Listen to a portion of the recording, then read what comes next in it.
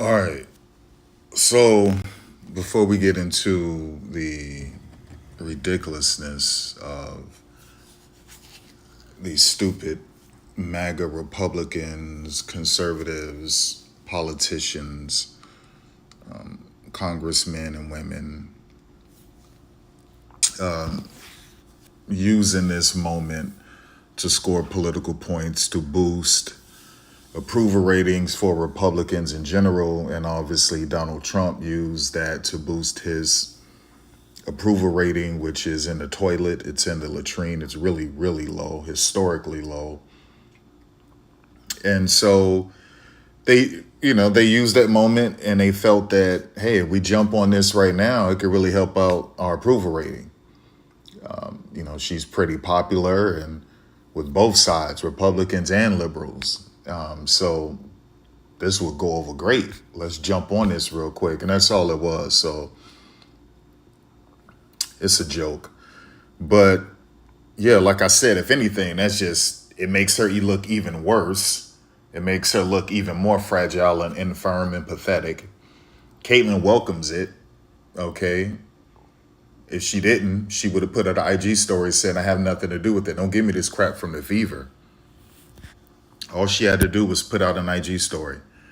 A nice little post on her IG story saying, listen, I don't subscribe to that. I don't agree with that. I didn't ask for this. That's all she had to do. That's not what she wanted to do. So she's going to let it happen. She's going to let it continue. That's the type of person she is. She's a horrible, negative spirit, a horrible, negative person. And she's just going to let that thing go. And only thing that does, it makes her look bad. Her peers look at her like, this chick is a lame. And she's bringing all of this negativity on black players of the WNBA, not white players. They don't care about what Marina Mabrey did or anything like that. Not really. I mean, Riley Gaines is just grifting because she's not talented. She's not talented. So she's just grifting per usual. But let me tell you something, man. It just brings so much bad stuff towards the black players of the league because you already know Donald Trump, he would have never came out to defend any black woman in the WNBA. None of those congressmen or congresswomen would have said anything. Riley Gaines would have never said anything. If Caitlin Clark were black and those were white women, and Alyssa Thomas was a white woman who put her fist on the side of Caitlin Clark's neck or on her neck, you wouldn't have heard anything from Riley Gaines. You wouldn't have heard anything from that clown Scott Jennings. You wouldn't have heard anything from Donald Trump or anyone. There wouldn't have been a letter. There wouldn't have been anyone reaching out to Kathy. There wouldn't have been little threats of Department of Justice getting involved and Department of Labor and all. None of this stuff would have happened if Caitlin Clark were black. Matter of fact, just black people just in general who take hard fouls, who got into fights in the WNBA, who were mistreated in the WNBA by other players. You never heard from Donald Trump. That stuff was happening when he was president during his first term. We never heard from Donald Trump. Well, that's because the WNBA wasn't on the map. Okay, well, now the WNBA is. And black women are in the WNBA getting far more contact than that. And we don't hear anything from him. We didn't hear anything from him when Caitlin Clark was slapping players in the face in the WNBA, poking them in the eye, taking the side of her hand, hitting them in the nose and the mouth. Right? We didn't hear from him then. We didn't hear from him when Sophie Cunningham tried to murder J.C. Sheldon on the court. We didn't hear from him. We didn't hear from him. Right? And so it's ridiculous. It's ridiculous. It's all a grift. It's all a PR play. Approval ratings are low.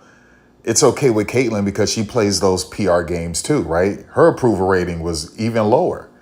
And what did she do? She waited 9-10 days before she said something because her arm was twisted. Okay. And she wasn't pointed. She wasn't forceful about anything she said. And she made it all about her. And so the ones who get hurt are black women. I told you, black women are under attack in the WNBA and outside of the WNBA, right? If you're looking for someone Caucasian to help you and save you, that's not going to happen, okay? It just isn't. Now, yeah, do you have some Caucasian women and men speaking up? Yeah, but we're talking about major ones. That's not happening. It's not happening, you guys. And so you can't go to YouTube for any help. Jemele Hill is on eggshells. You can't get anything from Jemele Hill, right? Because she took a lot of heat when Caitlin Clark first got into this league, where she was hating on Caitlin, it seemed like, where she was. And then she took a lot of heat for it, and now she's walking on eggshells. Okay? And so you can't trust anything Jemele Hill is saying, right? And then Jemele Hill was clowning this one prominent black journalist. And so she's trying to make up for that too, for everyone seeing her as a sellout. So Jemele Hill is playing both sides. She's trying not to step on Caitlin Clark fans' toes, but also trying to show black people, I'm still with y'all, but really you're not, because you were just clowning a prominent, famous black journalist not too long ago, and black people destroyed you for it. So you're like, you don't have any help. You can't trust Jemele Hill. Just go watch her video she did yesterday about this whole situation. And she's completely walking on eggshells. Can't trust it. You already know you're not going to get anything from Stephen A. Smith. He's going to make sure he walks on eggshells too. Right? You're not going to get anything from Jason Whitlock. The only thing he's going to do is defend it or try to take the opposite route just to be different on purpose so he can try to be polarizing and controversial. So like you'll never get anything genuine from him. He's going to troll the situation and play games. Everyone else on YouTube are a bunch of clowns, a bunch of jokes. They're pathetic. They're ridiculous. They're a bunch of turds. And so only thing they're going to do is lick between Caitlin Clark's toenails. Right? Like, that's all they're going to do. They're going to lick between her toes. Per usual. I'm pretty sure right now they're blaming Stephanie White for this L when this L was on Caitlin Clark and her bad energy, her bad spirit. She comes to the Fever and the Fever look like they just start pooping together for the first time. When she's not around, the Fever look perfect. When she's around, they look bad. They have 9 losses all because of Caitlin Clark. Without Caitlin Clark, they're undefeated. With Caitlin Clark, they have 9 losses, right? And so, you're dealing with a terrible person. She sucks. She's a terrible person, a horrible person. It's just one of those things, y'all. But I told y'all this would happen, right? And as a result of this, and she was flopping tonight, tossing her head back, didn't get fouled and got up and complained to the referee. And here the Sparks are scoring in transition while she's complaining to the referee. She's pathetic. She's absolutely pathetic. She's so immature. She's just stupid. And so it's just one of those things, man. But yeah, like when I saw all of that stuff happen, I was like, oh, these are political points. This is about approval ratings. That's it. Okay. And Caitlyn is fine with it because she feels she could flex. Ooh, I got the president who got my back. Now I could do whatever I want to do. Right. I can do whatever I want to do. I got the president. I got people in government who have my back. Oh, yeah, baby. I can do whatever I want to do. Let me cause even more trouble. Let me stir this negative, toxic pot. Let me cause more harm to the people who built this league. Let me cause more harm to the majority of the workforce, of the labor in this league, which is black women. Let me put targets all over them. Let me put targets all over them. Okay? Let me reap the benefits and the rewards of everything these black women built. If this 70+% of black women left the WNBA right now, the WNBA will be dead. It couldn't operate. It couldn't operate. So the fact that the league that you're in couldn't operate if all of these black women walked away, okay, and you have no problem putting targets on them. You have no problem putting targets on them. So nasty, disgusting, stank, filthy, diseased white men and white women. Nasty, filthy, stank, diseased white teenagers can clown these black women, make caricatures of them, call them monkeys and chimps and black this and black that and lesbian, DEI, woke, thugs, N-word, all of these horrible things, and create these horrible narratives, all of this innuendo and controversy, all of these lies and fallacies. And while you just sit back and play victim, even though you caused all of this mess, all of it is because of you. You started all of it. Even in 2024, you started that crap with Kennedy Carter. I played for you guys the video. You started that. You threw your elbow at Kennedy's face. Kennedy is like, what the hell? And then you start barking at Kennedy, run up the court. You get to the other side, push Marina's arm away during the inbound, trying to get Marina's rib, and Marina pushed your arm down and Kennedy floored you. That's literally after you threw your elbow at her face because she was going to win the loose ball and you threw your elbow at her face. And then start talking stupid to her, talking buff to her, running up the court. Then you get to the opposite side. I swear, this is all in the same sequence. You get to the opposite side of the court and try to put your little forearm in Marina's ribs, and she pushed your arm down and Kennedy floored you. That was 3 strikes. First strike, you threw your elbow at Kennedy's face because you didn't want her getting a loose ball. Then you start barking at Kennedy when she took offense to it. That's strike 2. Then you get to the other side of the court and try to put your forearm in Marina Mabrey's ribs. She pushed her arm down. Kennedy said, that's strike 3, you're out. But you leave it up to these stank, diseased white people. And what do? They don't show you that part. They just show you the black thug, the black woman, the beast, harming this innocent alabaster lily white woman.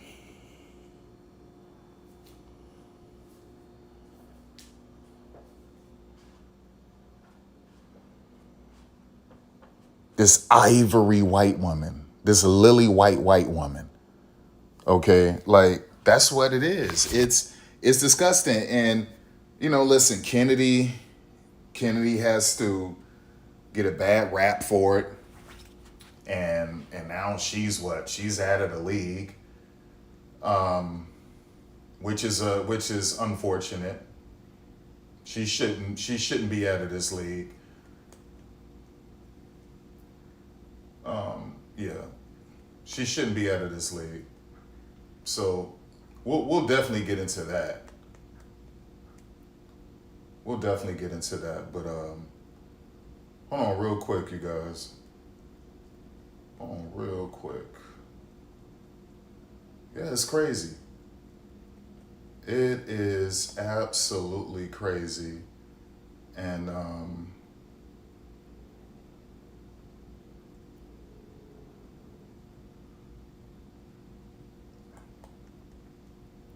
hold on, you guys.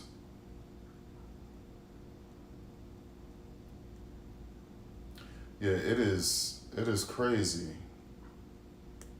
It is crazy. It is crazy.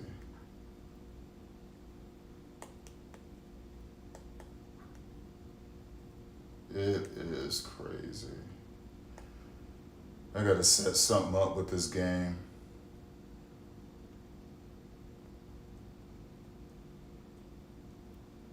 Yeah, it's wild, man. It's wild. It's a wild world, y'all.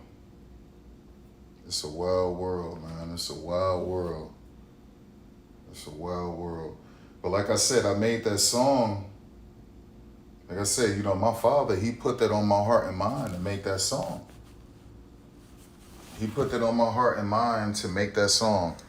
And he, like I say, he flooded me with these lyrics. He made me think of it. There's only 2 black head coaches in the WNBA. I'm just out doing what I have to do. Do you realize there's only 2 black head coaches in WNBA? I completely forgot about that. Do you know there's not a single black female head coach in WNBA? I completely forgot all about that, y'all. Got to talk about it. And then boom, start flooding me with these lyrics. This is prophecy. And I told y'all all of this stuff will happen. She'll throw stones to hide her hands, essentially turning chicken, a coward, a punk, and let all of this damage happen. Have all of these bullets flying.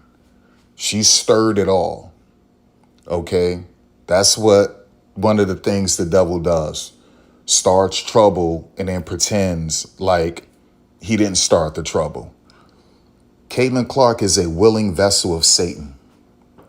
And Satan uses Caitlin Clark to kill, steal, destroy, to erode, to cause chaos and confusion and division and hatred and negativity and violence and racism and finger pointing, tribalism, all of that. He uses Caitlin for all forms of negativity.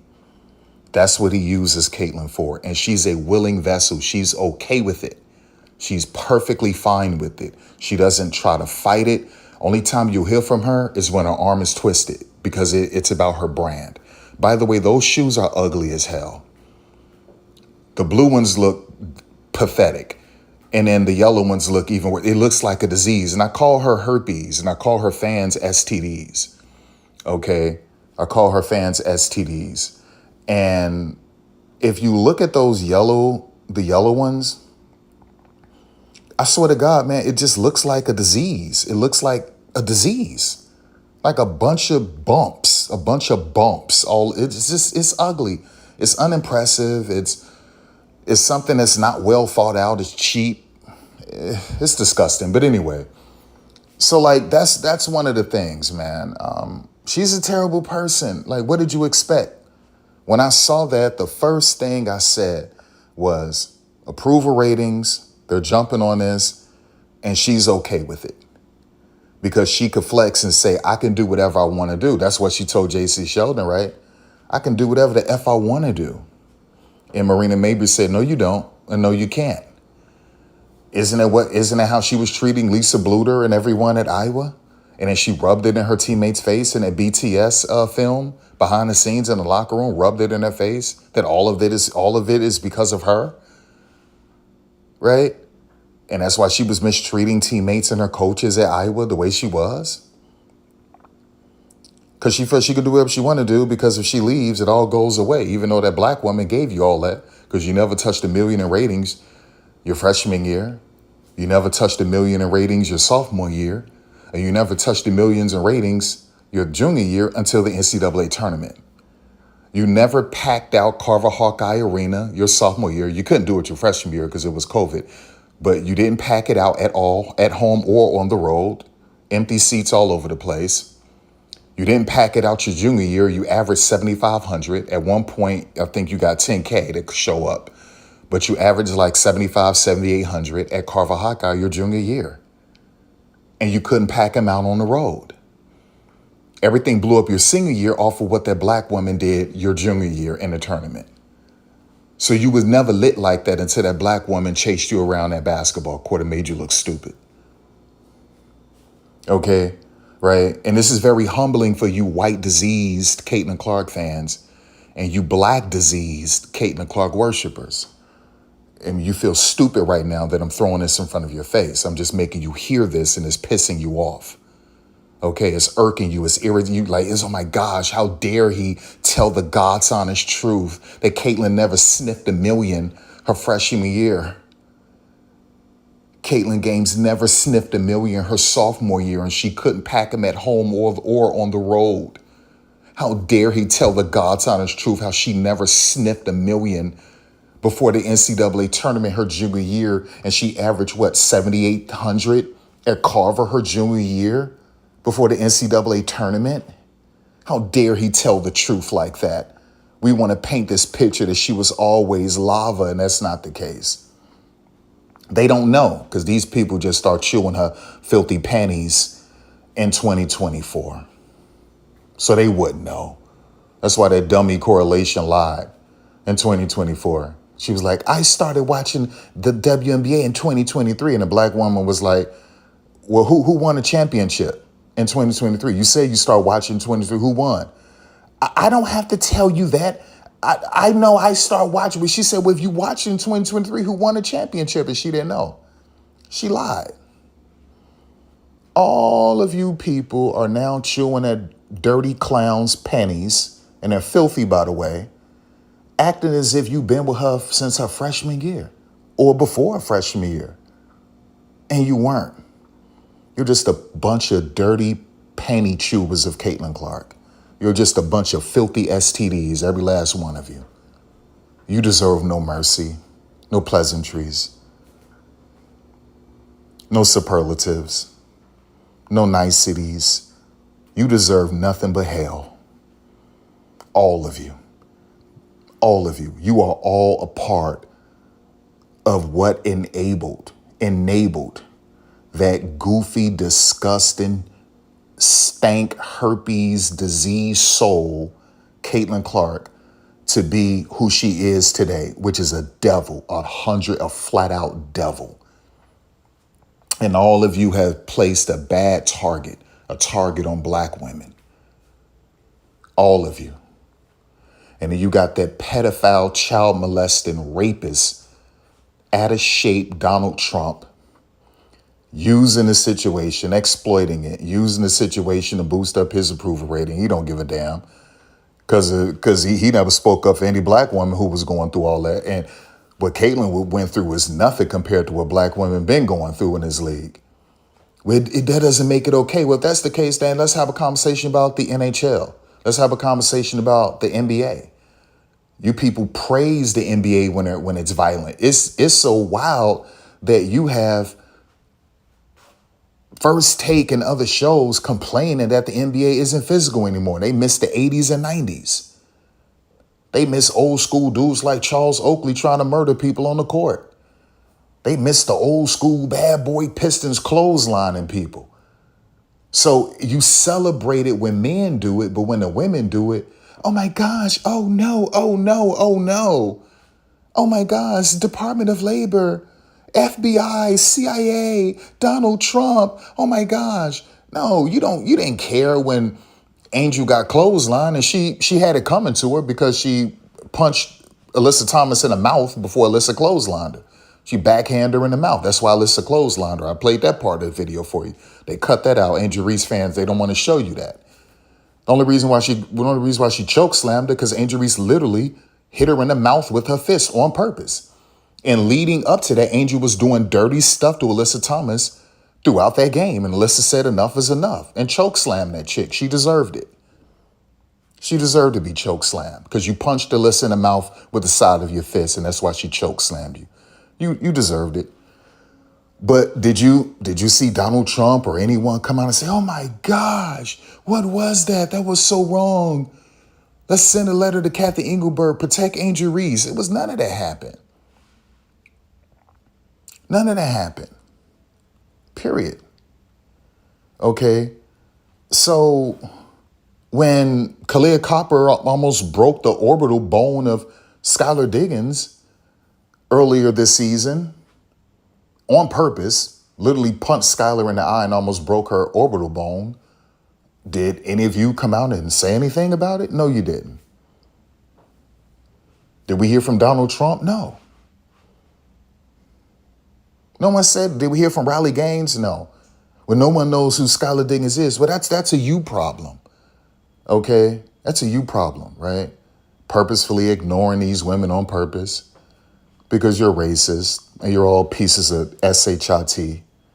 You're all a bunch of filthy, nasty, used toilet paper. That's who all of you are. And that's why you were ignoring this league for all of these years. Oh my gosh, they're black. Oh, they're lesbians. 99% of y'all gay as hell.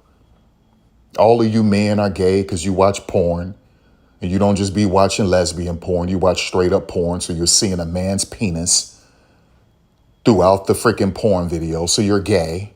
Only a homosexual watches men in porn. Men with women in porn. You'd be better off. You're going to watch porn. You're better off watching a woman masturbate. You're gay. Period. You're gay. 99% of you dudes be letting your women eat your booty hole. You're gay. 99% of you dudes be tongue kissing your woman after she give you face. You're gay. 99% of you dudes be out here busting your chicks in the booty hole. You're gay. That's a gay act. You're gay. And then 99% of you dudes always got something negative to say about women in sports. And yet you worship men in sports. You're gay. Anytime you'd rather see a man play with balls instead of a woman, you're gay. Anytime you prefer to see a man run up and down the court and bounce and jump and get physical with other men and watch sweaty men play with the ball together, you're gay. You're gay. You're gay. If you prefer that over women, you're gay. Anytime you got freaking digital posters of men in your home or wherever you live or on your phone, and instead of a female hooper, a female softball player, a female soccer player, a female tennis player, a female golf player, a female volleyball player, a female swimmer, like you're gay, period. You're gay. End of. So all these dudes are gay and they're out here in the closet trying to hate on women. You're gay. You're homosexual, period. Period. Jason Whitlock gay. Didn't he get caught with some tranny stuff? Somebody called him out. He tried to clown something and he did something, tried to clown something on Twitter and everybody started clowning him. It turned on him. He was searching for tranny porn. It was part it was part of his recommendations. He had to delete the tweet. It was embarrassing. It went viral. Here you are trying to clown people on stuff and you took a screenshot of something from Google or whatever And then it shows up, a bunch of tranny stuff is showing up. He was like, what is all this? What is it? He was like, oh, this is some agenda. What is all this tranny stuff doing? And it was like, it's only recommending it because that's what you've been searching. Right? It keeps, I swear to God, the dude said, like, what is all of this? It keeps showing up, this tranny stuff. They said it's showing up all the time because you've been searching it. So it's recommending more tranny websites. Right? These dudes are in the closet. That's why he always has men in his mouth. The man. And it's the man. And it's the man. And man. And women shouldn't be in charge. And women shouldn't be leaders. It's about men and manhood. Dude, you're gay.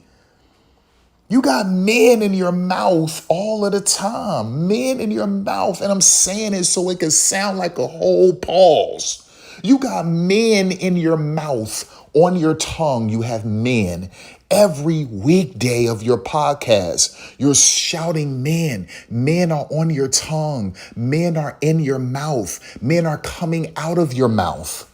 And I'm saying it like that so it can be an entire pause. That's you, Jason Whitlock. Man and man and man. It's raining man. Hallelujah. That's you. It's just all in your mouth. Men are just all in your mouth, Jason. Just all in your mouth. Right? And then he has that little 9-month pregnant lip dude, keep the venereal disease in his mouth. He has him on his show looking like a bum today or yesterday. Right? Like, what are we talking about, y'all? What's really happening? You understand? And so, like, that's what I just want y'all to know I'm a fan of Caitlyn. I don't give a damn about the fever of this league. Right? So, let me guess, you care about the NBA? Yeah, because I like watching men with bulge and bounce and jump and sweat and bump into each other and get physical with each other. There's nothing wrong with men's basketball, but there is something wrong if you're trashing women, you understand, who play professional basketball or basketball in general. And you say, I prefer men hooping over women. To me, I find that sus. Okay? Now you could say, well, listen, I prefer it because they dunk. Because everything else is the same. Underneath the rim, everything. And as a matter of fact, the women are more skilled underneath the rim. Okay? So you could say, I just prefer it because they play above the rim more. Okay, but that's fair. So you don't need to be taking shots at these women. So I call you gay because you're taking shots at these women. Ew, I hate women. I'm only watching because of Caitlin Clark. I'd rather just be watching the NBA. These women are trash. You're gay. You're gay. There's no way. There's no way. And then, like I said, you are the same dudes who be letting women eat your booty. You're gay. Her tongue, her hand, nothing supposed to be around that area. You're gay. Man, y'all be kissing y'all chick after she just slopped you up. She just slopped you up and you kissing your chick. You gay. That means you always wanted to know what D tastes like. So he was like, you know what? Let me kiss my chick after she just slopped me up. You always wanted to suck on a dude, but you knew it was just super gay. So he was like, you rather suck your woman tongue after she just sucked you. Because you always wanted to taste it. So you figure you can get away with it with your girl. Y'all dudes gay as hell. Letting women eat your booty, play with your booty, kissing your woman after she gave you sloppy. Busting your chicks in the booty. Nah, we just do wild stuff in bed. We like it kinky. We like it this way. We like anal. That's gay. Where did that thought come from? That thought came from because men couldn't sleep with women and they wanted to screw another man. And the only orifice outside of his mouth was his anal. And that's what they went with. That come from men, dog. And then boom, men was like, well, damn, I don't want people to know I'm gay. So let me just do it to my woman. I prefer to do it with a man, but I can't because everybody gonna know I'm gay. So let me just bust my woman in her booty hole. It's gay. You dudes are gay. And these are the same dudes hating on these women, hating on women's sports. Go in the kitchen and make me a sandwich. Y'all gay as hell. You say, well, why are you bringing this up? Because I'm clowning these hoes. I'm clowning all these hoes, man. Every last one of you. All of you are diseases.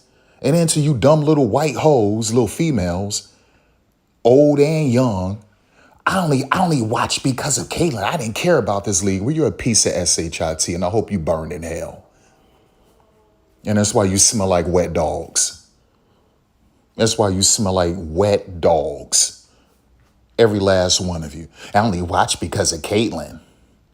You wouldn't even watch because of Caitlyn if that black woman didn't point that ring finger in front of her face, because you wasn't watching her freshman year. She never got 1 million in views her freshman year. You never watched her sophomore year. She never touched 1 million and didn't sell out Carver or the road. You didn't watch her junior year until the tournament, because she didn't get 1 million before the tournament, and she didn't sell out Carver or anything on the road until the tournament. So you're a piece of trash and you're a liar. You're disingenuous. You're fake as hell. I just wanted to clear that up. Man, shame on all of y'all for rejecting these women for what? Because they're lesbian? When you got majority of these women hating on the WNBA, hating on these black women? Yeah, now let's clown you white women and you sell out raccoon dookie face black women. Let's clown y'all real quick too, hating on this league. Licking Caitlin Clark booty hole, chewing her nasty bloody tampons. All you black hoes and you dumb white hoes. Let's clown all you, and you Hispanic hoes and you Asian hoes. Let's clown all of y'all real quick. Okay? I didn't start watching. There a bunch of lesbians and black. Man, 99% of you females gay as hell. Y'all just like these dudes in the closet. Gay as hell. Gay as hell. Y'all be sitting on each other's lap, cuddling on the couch, sleeping over, laying with each other in the bed, kissing each other, hugging each other when you take pics. You never see dudes hug each other when they take a pic. If it's not a family member or a long lost best friend or something, dudes don't do that. Man, these chicks be holding hands in pics. The booty, these are supposed to be best friends, right? So you got the one friend in the front, her booty pressed on the little coochie area of her bestie, and her best friend, they're holding hands as they're taking a pic together. Oh, what the hell? What is that? What is that? You got a bunch of a group of white female friends and black female friends pressed up on each other. Come on, that's gay, dog. Like, can you imagine that's the whole banana boat stuff with Gabby and Dwayne Wade and all. That's gay. You got a bunch of dudes with Gabby on a banana boat. Come on now. And now we know the truth about Dwayne Wade living vicariously through his son. Like, what we talking? Come on, man. Y'all females gay as hell, dog. Gay as hell. Y'all all do gay stuff. So listen, if you want to be gay, that's your life. You got to answer to God for that. You understand? All I'm saying is, like, don't try to clown these women and say, I didn't watch because there's a bunch of black lesbians and they're thugs. Well, wait a second. Last time I checked, 99% of you same women hating on these black lesbians are gay. You're in the closet. And some of you have had gay experiences with women. And yet you're trying to point the finger? The hell up out of here. Come on, stop it, man. Like, you got to call them out. It's an agenda. Last time Caitlyn isn't straight. Caitlyn isn't straight. Caitlyn isn't straight. What, do I got to show y'all that picture of her squeezing Kate Martin booty? Do y'all need to watch that stuff they was doing at Iowa, they were roommates sleeping in the same bed? They came in there with the camera, hung Kate Martin cuddling in bed. They woke them up, they're cuddling. There's 365 days in a year, cuz. 24 hours in a day. Are you crazy? So that clearly wasn't the first time they were sleeping in a bed together as roommates, cuddling like that. You are out of your mind if them two chicks didn't eat each other out. Drunk, played a few games, got up in the bed and start massaging each other, all kind of crazy stuff. Stop playing with me. Stop playing with me. I mean, you are comfortable on camera squeezing Kate Martin booty in Las Vegas on cam, just squeezing it, and hugged her for a long, long time, even though y'all just saw each other a couple months ago. Y'all were just teammates in the tournament. That was only like a month and a half ago. And you acting like you haven't seen her in 30,000 years? And just hugging and hugging, you squeezing her booty. And so I'm like, wait a second, it all makes sense. Because they caught y'all laying in it. Y'all, for number, y'all were roommates and they came in there with the camera. Y'all cuddling in bed. You cuddling in bed. Stop it. You're gay. That chick gay and she look gay. She gay. Period. Cut it out. And which is why Sydney Colson in the League of Boston with Candace Parker left her out when it was like gays and straights. Like, and they left Caitlyn out. It was like, listen, like, y'all not with us when we on these charters, when we around the city. Like, y'all don't know, man. This chick wild. That chick wild, man. That chick real wild. And you got to be wild to be fornicating this long without being engaged and claiming you're a Catholic, right? I mean, you got to be wild. You got to be wild. I mean, damn, even Lexi Hall is engaged. Like, that's just kind of crazy. You've been with Connor like 1,000 years and you're still not engaged. Gabby Marshall engaged. Like, a lot of your besties engaged. You're still not engaged? You still fornicating? So let me get this straight. We got a fornicator. She has a nasty, profane tongue, right? She's a liar. She's a manipulator. She's a beguiler. She's a snake, a devil. She's a closeted racist. She's a troublemaker. She's a grifter. She's a terrible person. Terrible person. Terrible person. And listen, you should know a tree by the fruit it bears, and my sheep know my voice, and right? So just look at everyone who follows Caitlin Clark. They're all negative. They're just all a bunch of negative people. All of them. Terrible people. Negative. Negative. Every black, white, Latino, you name it. They're all negative. Any fan of Caitlin Clark that's not at those basketball arenas that we don't, maybe they are negative too. I'm pretty sure they are. We just don't know what they're doing on their phones. But outside of the little kids and some innocent adults, 99% of her fans are negative. Terrible people. Horrible people, man. Right? So, listen, but I said it was listen, that was prophecy. It was going to happen. And so I'm telling you, as long as she's in his league, it's going to be bad. It's going to be negative. It's going to be messy. It's going to be sloppy. It's going to be division. Okay? And then black women have targets. And now black women are mistreated more than ever before. This league is more racist. It's experiencing more racism than ever before in its history. Okay? And black women are being targeted. And black women aren't being protected. And black women are being made out to be the villains. And that's going to upset black fans who aren't eating her dirty panties. That's going to upset the thorough ones. And finally, these black players are going to have to get some heart and say, nah, we're not going for this. We're not standing for this. And not wait on a white cop to kill a black person. Like, no, this is serious, black WNBA players. What's going on? You need to wake up.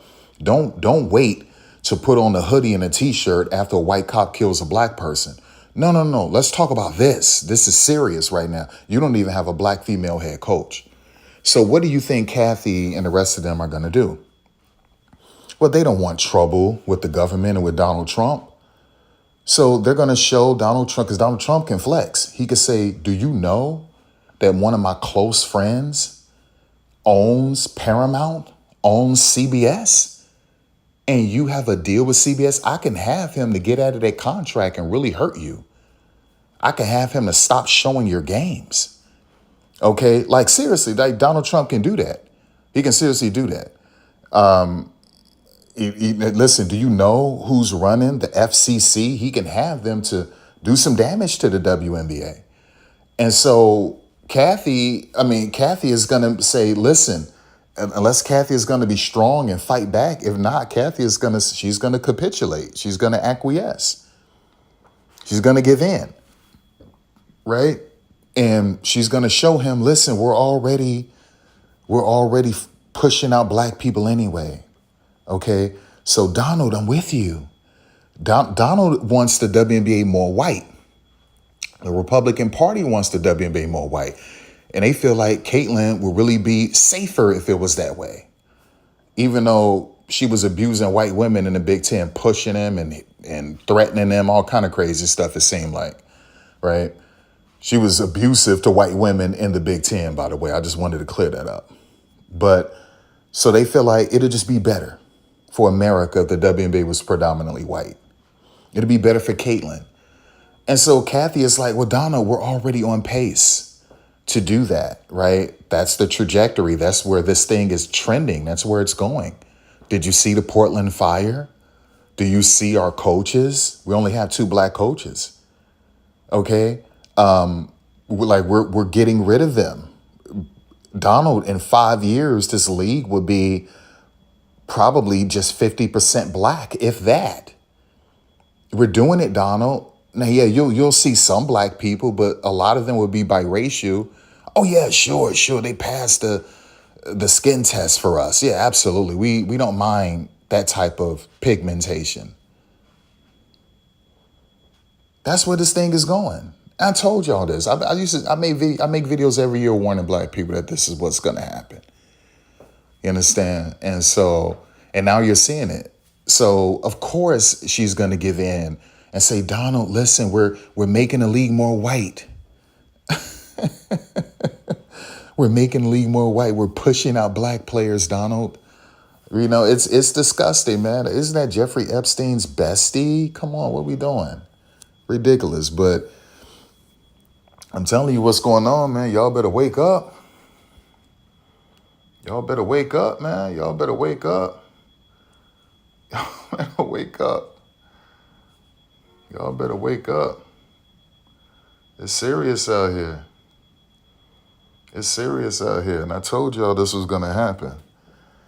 Told y'all, but y'all silly. Y'all don't like to listen until it's too late. And that's when you want to listen.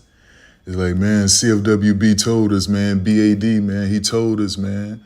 He said this is going to happen. He said she's a negative person. He said she's a willing vessel of the devil. He referred to her as Satan because Satan controls her decisions, her body, her mind, and she's willing. She's a willing servant of Satan. She's a willing vessel of Satan. He told us, I didn't want to believe him. I thought he was crazy, man. Everything he said came true. It's happening. It's coming true. He said this would happen, and it's happening. I just be hating on him, man, because like, I don't know why. I just be hating on him. But man, like he just telling the truth. It's all happening. I told y'all, man, I sit back and I laugh, and then sometimes I smirk, and then sometimes I don't. Then I just be like, I told you so. Everything I said is literally happened. I told you she was a devil. I told y'all that in 2024, right? That chick is a devil. I told y'all. There's always negativity around her. Didn't I tell y'all that the other day? I said, you will always know when the devil is around because there's always something negative and drama and sloppy and messy. There's always some damn drama. There's always something negative every time that chick is around. So what did we see yesterday? One of the most wicked, evil men in history, Donald Trump, is jumping on this, and these racist white Republicans and Riley Gaines, who is a super grifter. What are you talking about? It's always some mess with her. And then look at tonight. Well, now yesterday, the Fever destroyed the LA Sparks without her. Their pace was I think they were what? Above 82 for their pace, which was tops. Their pace was elite without her when they beat LA the first time. So they had one of the highest paces in the league during that game. And they murdered LA without her. And then you bring her back. So we can make an argument that the most valuable player outside of Kelsey Mitchell was Aaliyah Boston, because whenever they remove Caitlin and it's Aaliyah and Kelsey and everyone else, the Fever are blowing teams out. They look great. You remove Aaliyah and insert Caitlin and the Fever are pure trash. You could say, well, she didn't play a lot of minutes. I don't give a damn. 15 minutes. Come on, 15 minutes. And you went 33%? 16%? And they kept one of those turnovers. She had 5 turnovers. You had 5 turnovers, a negative 15, 16% from deep, 33% from the field, and just 9 points. You're trash. And you were getting chopped up on defense. Trash. And you're arguing with the referees instead of getting back and they're scoring in transition. You're trash. It was her back. I'm not trying to hear any of that stuff. When Elena Delle Donne was doing chicks filthy with a messed up back and neck. Give me this crap. I'm watching Elena Delle Donne murder chicks with a messed up back and neck. Don't give me this crap. Stop it. Stop. Cut it out. Elena Delle Donne was out here hooping with a nasty back and a messed up neck. Dirt doing chicks filthy. I ain't trying to hear none of that. I'm not trying to hear any of it. None of it. Don't play with me. Right? You got Sue Bird out here doing damage. And Sue Bird out here with no meniscus, no cartilage in her left knee for years. Bone on bone. You got Brittany Griner out there bone on bone right now. Put up 29 points the other game. Bone on bone. I'm not trying to hear any of that stuff. Are you crazy? Are you stupid? I'm not trying to hear any of it. Don't play with me. Because we can start having these conversations. Don't play with me. Right? Her bag. And Sue Bird was out there doing chicks filthy on bone. BG just scored 29, bone on bone. Elena Delle Donne was doing chicks filthy with a screwed up back and a screwed up neck. I'm not trying to hear any of that stuff. Alyssa Thomas still hooping with 2 torn shoulder labor. I'm not trying to hear any of that. Stop. Don't play with me. I don't care about none of that stuff. Don't play with me. Right? No excuses. And if it was going to be this bad, you shouldn't have played and the Fever would have won. The Fever would have won because that would have also meant Aaliyah Boston would have had to have played. Or you sit Aaliyah out, and I bet you the Fever would have still ended up winning this game without Aaliyah. Somehow, some way, they would have found a way to win this game, right? Everything just get funky when she around. That's why they got 9 losses. Just think, y'all. Without her, they're undefeated. With her, they have 9 losses. She's the problem. With her, they don't have a playoff win. Without her, they have multiple playoff wins. Think about that. So with her, when the pace was really high with Christy Sides and they won 20 games, they have a 500 record with her. Without her, they're above 500. We don't give her credit for 2025. She only played 13 games, and she was only good in 4 of those games. Any games that they won that she played, they won in spite of her, if you take away those 4 good games, right? So she don't even have a winning record with the Fever. She has a 500 record. They went 20-20, and then they got swept in the playoffs, playing hoops her way. 20-20, and you got swept in the first round. This chick don't even have a play. She don't even have a Commissioner's Cup championship. You can't give her credit for that. Don't give me this. Without her, they wouldn't beat New York. They played 3 Commissioner Cup games, and in the first 2 of those games, that chick was garbage, trash. What are you talking about? They won those games in spite of her. You don't get to the Commissioner's Cup with one win. You don't get to the commission. If they would have lost those 2 games that they won in spite of her, then they don't get to the finals. Right? So cut it out. She don't have a Commissioner's Cup championship. She don't have a playoff win. She don't even have a winning season. Right? They went 20-20 and got swept in the playoffs. 20-20 is not a winning season to me. Anything above 500, that's a winning season. I don't count 20-20 as a winning season. I just don't. I don't count it. Technically it is, but for me, it's not. I need you above 500. I need your head above water. Okay? So, all right, let's be fair. She don't have a season above 500. Let's do that. So far, she doesn't have a season above 500. I can't give her credit for 2025. She only played 13 games. I can't give her credit for that. She was only good in 4 of those games. You don't get credit for 2025. I can't do it. I'll give you credit for 2024. It was a winning season, but you weren't above 500. That's trash to me. That means your head wasn't above water. Right? Or at least your nose. Your eyes, but not your nose. You got your eyes above water, but not your nose.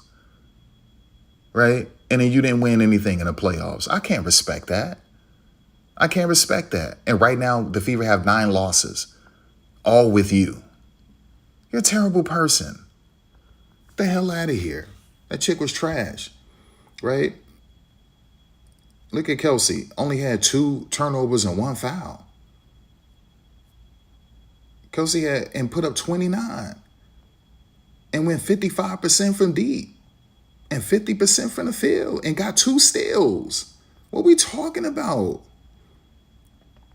Even Lexi Hall stepped up. Monique did good with the rebounding. Michaela Timpson did good. Damiris Dantas did good after they was crapping on Damiris. I can't believe they kept Damiris over Justine Passat. I'm happy that goofy freckle-faced idiot is gone. I told you I was done with that chick. I ain't like that chick after she tried to clown that black dude on TikTok because he was unattractive. Her and Cody McMahon. They made a mistake and invited a stranger to their live trying to add Raven Johnson and made a mistake and added him. He just innocent. He don't know how he got added. And then both of them trying to clown him because he was unattractive. Get the hell out of here. And then what happened? The very next day, they played a Fever, the Mystics, and this goofy chick, Cody McMahon, loses the game for them, trying to chase after that, trying to get a steal, and that's dumb chick, Caitlin Clark, made that 3. Idiot, and then she got clowned all over social media. That's quick karma. Quick karma. So I was done with that goofy chick, Justine Passat, after that. Get your ugly freckle-faced self off of this team. Go. Get out of here. I was done with that goofy chick. Get the hell up out of here. I watched the chick on TikTok clown that black man. Get the hell up out of here, chick. Go. Go. Them nasty freckles on your face. Get the hell up out of here. Right? So, no, Damiris Dantas slapped all y'all in the mouth. Remember, they was hating on Damiris Dantas in 2024. All of them. All of them in the Twitter spaces, all of them on YouTube, all of them on Twitter. And then Damiris Dantas started clowning them in 2024, putting up numbers, saving the Fever, giving them wins. Oh, Damiris is so cute. I love Damiris. Oh, doesn't she just look like a sweetheart? You were just hating on Damiris. Now that Damiris making her 3s and doing good, now you loving her? It's like what they was doing to Lexi and Aaliyah Boston in 2024, hating on Lexi, hating on Aaliyah. It got so bad, Aaliyah had to make her Twitter account inactive. That's how bad it. That's how much it was hating on Aaliyah, and then Aaliyah started doing good, and oh my gosh, Aaliyah, Aaliyah, AB, the hell up out of here. Oh my gosh, I love Lexi. Lexi is so cute. You were just hating on Lexi. And then they start hating on Lexi again in 2025. Then Lexi started making those 3s. Oh my gosh, Lexi. Oh, Lexi, I love your mom. Your mom is so pretty, Lexi. You were just hating on freaking Lexi. Now you're calling her mother pretty. Oh, Lexi. Oh my gosh, Lexi. Oh, 3 milks. You were just hating on Lexi. Now she started making her 3s. You love Lexi. Man, they've been hating on Damaris down to now. There's 3 years in a row. You was hating on her in 2024, and you start loving her. Oh my gosh, she's a sweetheart. Right? You was hating her in 2025, and then she started doing good. Oh my gosh, she's a sweetheart. Oh my gosh, what's wrong with Damaris? Oh, she's out with a concussion. Oh, get well soon, Damaris. Earlier in the year, you was hating on her, and then she started making her threes. Oh my gosh, I love Damaris. She's such a sweetheart. Look at you. All y'all was hating on her. I can't believe they got rid of Justine Passat over Damaris. Get the hell up out of now. Damaris puts up 12 points and 4 rebounds and is 66% from deep and 66% from the field. And now y'all looking stupid again. All of you are looking dumb again. Just like y'all look dumb in 2024 hating on her. You look dumb in 2025 hating on her. And now in 2026, you look even dumber. And now all of you got to eat dookie all over again. Just like she made y'all eat dookie in 2024. She made y'all eat dookie in 2025, and now she's making y'all eat dookie right now. You look stupid. You look dumb. You run your mouth too much. You jump out the window. You jump off the porch too quick, and that's why you lose so many fights. Idiots, you dummies. That's the reality of it. You got to clown these people, man. No mercy. You got to clown them. I hate them. I hope they burn in hell. Burn in hell. Every last one of y'all. Burn in hell. That's the truth about it. So look at that goofy chick. Hey, look at that goofy chick, y'all. That chick had 5 turnovers and shot 33%, 16%. Trash. Was getting chopped up on defense, crying to the referee while the Sparks are scoring in transition, you dummy. And negative energy freaking permeated and caused the Fever to lose that game, man. She shouldn't even played. If it was going to be like that, you shouldn't even played. But she thought even if she sucked and was on minute restrictions, if the Fever win, they would give her credit for it. And then she can come with some little sad little story about, I'm working my way back, guys, but you know, the best thing we can do is just to get these wins. Sometimes they're ugly wins, but we got them. I thought my shot could have been a little bit better, but you know, I'm just coming back, so...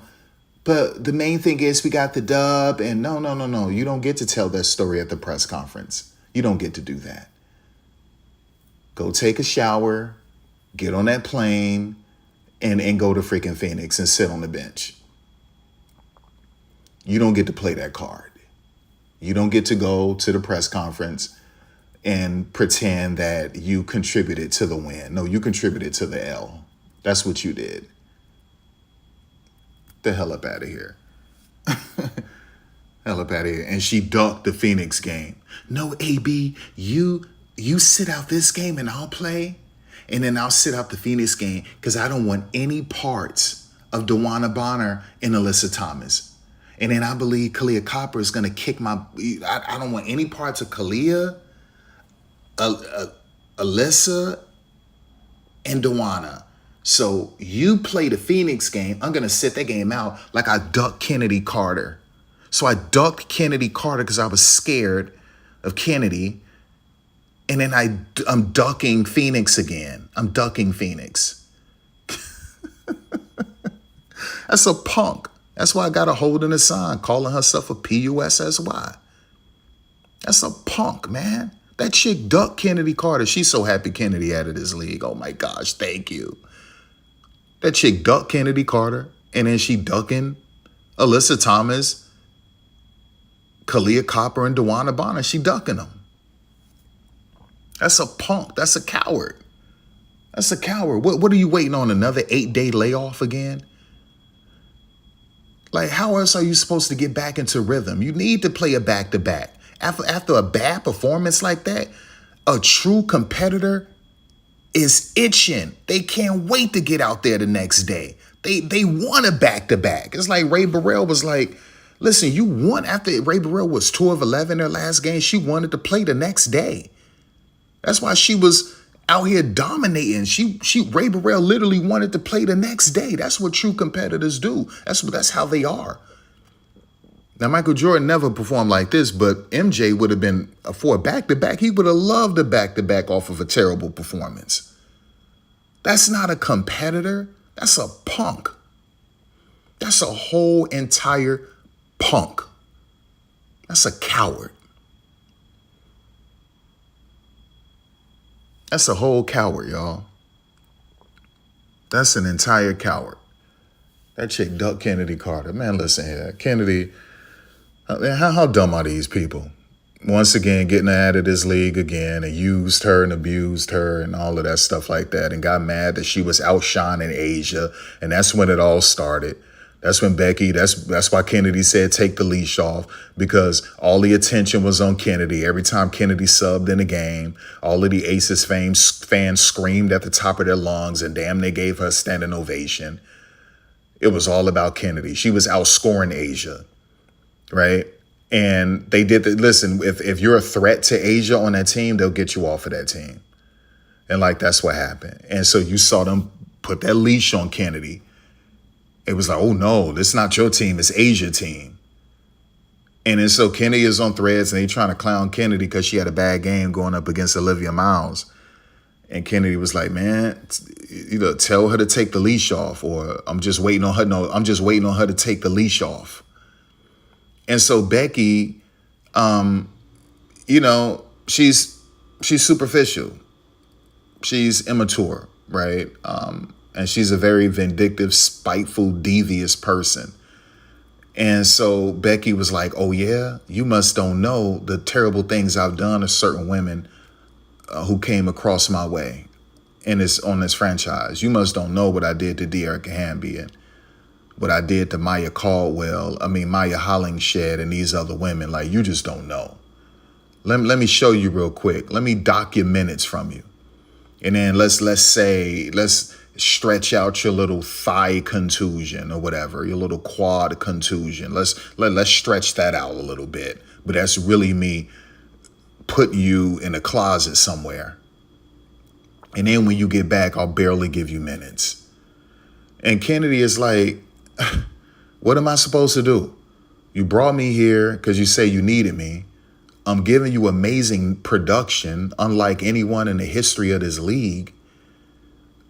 The fans are loving me, and now I'm a threat to Asia, so then you bench me and take minutes from me. I injure my thigh falling on the floor. You stretch it out and what is, and then when I get back, you're barely giving me minutes. Like, what is this? Were your feelings that hurt? Did I hurt you that much by saying take the leash off? If anything, you should have been like, damn, like she really wants this. You know what? Let me take the leash off. But no, she was like, I'm not gonna let you start over Jackie.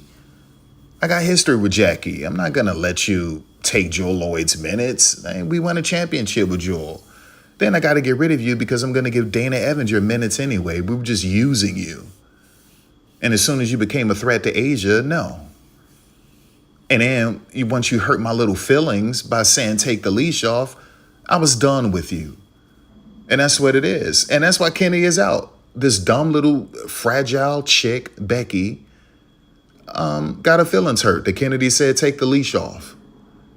That's why Kennedy, according to one of her fans on Twitter, Kennedy unfollowed everyone except for Cheyenne Parker. She unfollowed Asia. She unfollowed all of them, right? Because if Asia really wanted you, Asia would have said, no, don't get rid of her. Asia was okay with it. Jackie was okay. Jackie, Asia, and Chelsea, all of them could have said, no, Becky, Nikki, don't do it. We need her. They didn't fight for her. And Kennedy, no. That's why when they first got Kennedy and interviewed Chelsea Gray, Chelsea didn't even really like talking about it. She was like, yeah, she's a luxury. She's a luxury to have, right? You just look at her face and how she said it. She was like, Kennedy always had these. They were always jealous of her because they know no one can guard her. They know she's the best player in this league, right? But she's not the best facilitator. She's not the best rebounder, the best shot blocker. But she's just the overall best talent in the league. No one can guard her. Nothing. Like you can't. She's unguardable, and she proved that coming off the bench. So. Right. So they've always been jealous of Kennedy. All of them. Right. All of them. And that's the way it is. Well, it's because of things she did in the past. Stop acting like you're perfect. Get the hell up out of here. These little dumb fans out here talking about Kennedy this and look at what she did in Atlanta. Look at what you did last year, 2 years ago, 3 years ago, 5 years ago. Shut the hell up. The hell up out of here. The nerve of these people trying to judge her like they're without flaws and sin, like they never did anything wrong in their lives. Shut your damn mouth, you little punk. The audacity of these people. The audacity. I knew Kennedy, but they was praying on Kennedy downfall. They was praying on that like, oh, I know it's going to happen. Ooh, make me right. Make me right. They was loving that. They was relishing in it, y'all. Black and white. Ooh, make me right. Come on, Kennedy, get into some trouble. Let me tear down this black woman. You nasty hoes. You nasty, dumb, illiterate, retarded whores, you prostitute hoes, praying on her downfall. Go to hell. Every last one of y'all burn in hell. You understand? But it's all love, Kennedy. It's all love. There's no one better than you on the Las Vegas Aces. You understand? Asia get hers at the free throw line. There's no one better than you in Las Vegas. There's no one better than you in the league. The only other one in this league who's unguardable is Kelsey Mitchell.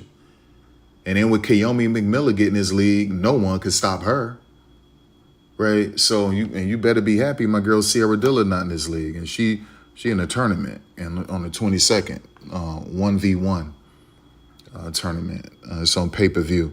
But anyway, like, that's what that is, man. Much love to Kennedy, man. Just go back to China and make all that money. What? You was just making, what was she making last year in China? Close to a little over 500,000. Go back to China, make that money. Make that money in China where they're not judging you, right? They're treating you right. You're getting paid a lot of money. They love you in China. Kennedy has so many fans in China. Go to China, man. You don't need this crap. And now you got this little dumb pedophile, Jeffrey Epstein's bestie, interfering with these dumb little child porn watching congressmen and congresswomen, jumping in, and that nasty mush fat face Riley Gaines, who is a grifter and not talented at all, jumping in. Man, get the hell up out of here. Go, Kennedy, leave. You don't need this crap. If another team pick you up, it is what it is. Man, go to China. You don't need this. Go to China. Hell, go to Project B. I don't respect Project B, but go to Project B and make money. Man, leave these hoes alone. They don't respect you. They're all jealous of you. There ain't a single player on the Aces who can guard you. If you really should have been starting. Kennedy was mistreated. I'm giving you all of this production. You paying me pennies, essentially. Something temporary. You conveniently got rid of me when you had to put out guaranteed contracts, right? Essentially. And so, like, that was convenient. You paying me pennies based on, compared to my value, my production says that I should be making millions. My production says I should be a starter, not coming off the bench. You disrespecting me. Crazy. Like Derek Fisher disrespected her. The audacity of making her come off the bench. There ain't a person in this league who can guard her. And she's one of the better defenders in this league. Are you stupid? Because you want to play these little experimental games, making her come off the bench? Are you dumb? And it's the same thing with this goofy chick, Becky Hammond. Well, come on. It's a pecking order, a chain of command here. Certain players get preferential treatment. This is called player bias and roster politics and contract politics. I'm not going to let Jackie come off the bench. This chick is better than Jackie. She's better than every woman on your team. None of them can stop her. The hell up out of here, man. Like, these people are stupid. You just robbed her of 6 Woman of the Year. You just robbed her of 6 Woman of the Year. You think God isn't going to slap you in your mouth because of that? Somehow, some way? You just robbed this woman of 6 Woman of the Year. You robbed her of an all-star vote or whatever. You robbed her of all of that. That chick was on pace to win 6 Woman of the Year and MVP. Let's think about that. If you made her a starter, she would have won the scoring title and MVP. And you got rid of her for freckle-faced Justine Passat. Right? Potential, but not realized yet. That's still a work in progress. That's still a work in progress. You kept her for Kirsten Bell? And I got love for Kirsten Bell, but come on, stop playing with me. Cut it out. Right? Your little feelings got hurt. You are one immature, stupid, fragile, brittle woman. She need to take the leash off. She did. She really did. Because you start docking her minutes once you saw that the fans start loving her, cheering for her more than they were cheering for Asia. Oh, wait a second. Let me dock her minutes real quick. This is getting out of hand. This is getting out of control. They're starting to love her more than they love Asia. Wait a second. Let me take away some of your minutes real quick. That's why Kenny was like, man, tell her to take the leash off. Take the leash off. I'll put her 50. I'll put her 50 tonight. Take the leash off. Give me some starter minutes and I'll throw a 50 around. Chick, look, I'll put up 60. Give me starter minutes, Becky. I'll put up 60. And we'll lead with the dub. Man, tell that chick to take the leash off. Stop playing with me. A real coach would have been like, hell yeah, I like that. That's that type of competitive spirit I like. Man, let me take that leash off real quick. Let me give you 32 minutes tonight. We're going to give you 32, 34 minutes tonight. Man, Kennedy walking out of there with 60 points. Easy. Easy. Just get out the way. Let me get 60. Get out the way real quick. Let me do this real quick. Let me just do me a solid. Everybody get out the way. Let me get 60 real quick. And we're going to leave with the dub too. Easy for Kennedy. Man, tell that chick take the leash off. Why you hating on me? And these little dumb black fans hating on her. You see in Atlanta. In Atlanta what? What you think I'm going to let this goofy, nasty, stud bud hoe run up in my face? Tell me, you need to fix your body language. You ain't my mama. You not my big sister. You not my grandma. You not my auntie. Get the hell up out my face. Y'all out here losing these damn games. I'm the only one bringing A+ effort. You want to know why I'm pouting right now? Because I'm the only one with an A+ game and y'all bringing a C+ game. That's why I'm pouting. You don't walk up to me telling me to fix my face. Who the hell you think you are, chick? And that's that same dumb chick fighting outside of a strip club over some damn chicken wings. Her and Crystal Bradford. Come on, stop playing with me. The audacity. You got the nerve to walk up to me on the bench telling me to fix my face? Fix my face? Who the hell do you think you are? And then here come karma immediately because your dumb self almost got banned from the league fighting over some chicken wings outside of a strip club. You dumb stud bud. The hell up out of here. The audacity, the nerve. What happened in L.A.? Everything bad happened in L.A. Liz Cambage and Ogumike sisters at each other's throats over Team Nigeria. LA ownership lying to the players, didn't give them any training facilities. They're in a trailer lifting weights in a parking lot. There's a cold tub in a parking lot. They have to literally be in a cold tub in a parking lot. Lie to all of them. This goofy dude, Derek Fisher, trying to experiment with Kennedy. I'm going to make you come off the bench, Kennedy. It was a whole cesspool. Plus, he's still dealing with all of this garbage with Matt Barnes. It was an entire cesspool. But everyone wanted to single out Kennedy. Kennedy didn't do anything. She was just frustrated that that goofy idiot had her coming off the bench. That was a whole cesspool, but everybody was like, ooh, let's blame Kennedy because they didn't keep her. But they didn't keep several players. Right? There's a pattern. Yeah, there's a pattern of mean girlism. There was a pattern of Kennedy Carter being taken advantage of and abused and used and misunderstood. Sometimes the pattern isn't always negative. Right? In Atlanta, they were C+, she was A+. They got jealous, especially when Tiffany Hayes came back. She wanted her leadership role back. She didn't want Nikki Cullen giving the team to Kennedy. That's literally what happened. They formed a little clique, her, Crystal Bradford, and Courtney. Okay.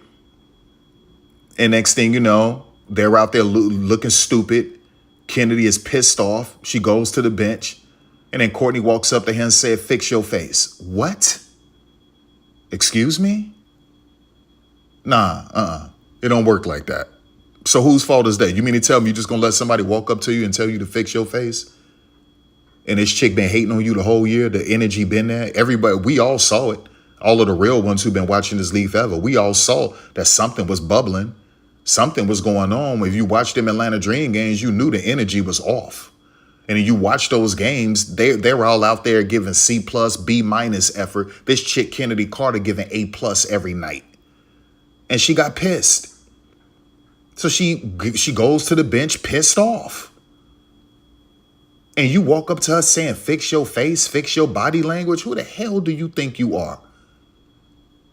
A lot of y'all, if you thorough, would have checked that chick too. You ain't my mama. You not my big sister. You not my auntie. Who the hell you think you are? But everyone is so quick to grab the low-hanging fruit. Everyone is so quick to use someone as a punching bag. It's like, ooh, I think I could target her. She seemed like an easy target. Ooh, that looked like low-hanging fruit. I can't wait until she get kicked out of this league again so I could say I was right. Low-hanging fruit. Come on, man. This chick been getting hated on, dog. It's the way it is. That's the way it is, man. So, man, to hell with this league.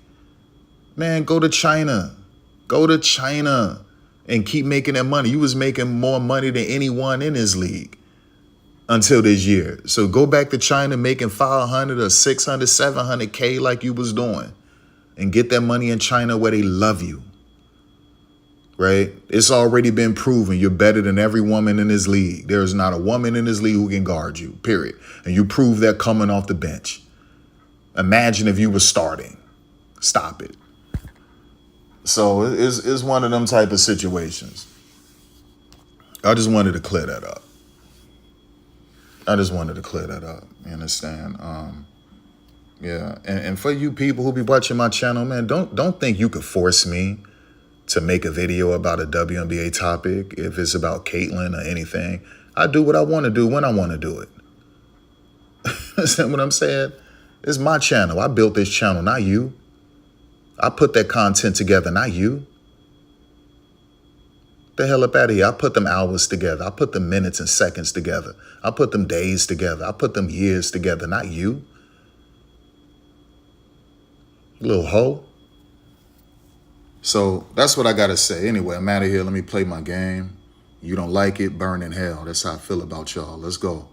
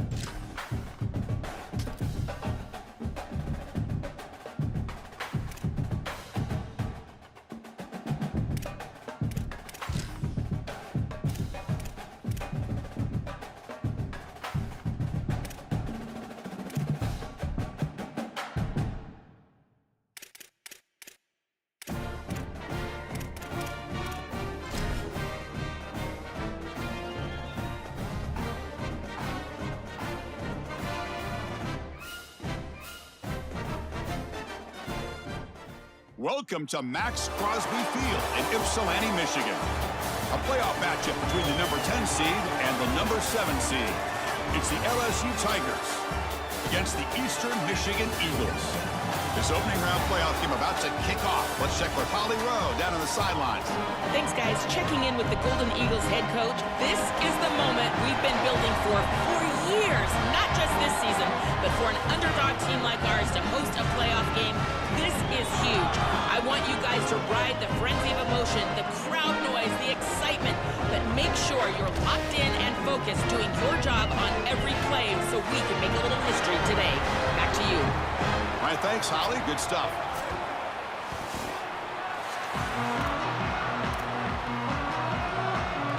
The kickoff team is out there, and here we go. The college football playoff about to get underway. And here's the return from inside the 5. He's got an opening. Watch out. He's got great speed. And he's brought down after a solid effort on that return. So Eastern Michigan's offense going to get the chance to start this game off. And the main plot line, can they get this running game going? So effective all season. They always say the key is we got to run the ball. The opponents always tell us, well, we've got to stop the run. Who can win that test of wills? Well, Chris, so far no one's been able to slow down this run game, and I think they're going to have to commit a lot of resources to stopping this running back, stopping this run game. This whole line has been dominant this year, and the more resources you commit to the line of scrimmage. And that one's picked off. What a play. Brought down after the return, but a huge takeaway at this moment. You prepare all season for the college football playoff, and in the first snap, he throws an interception.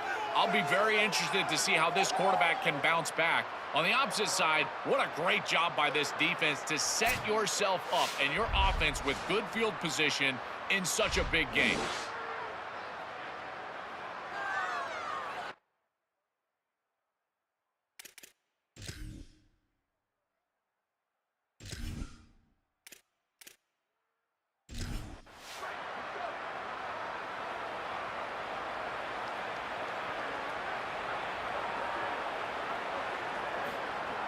On first down, it's play action.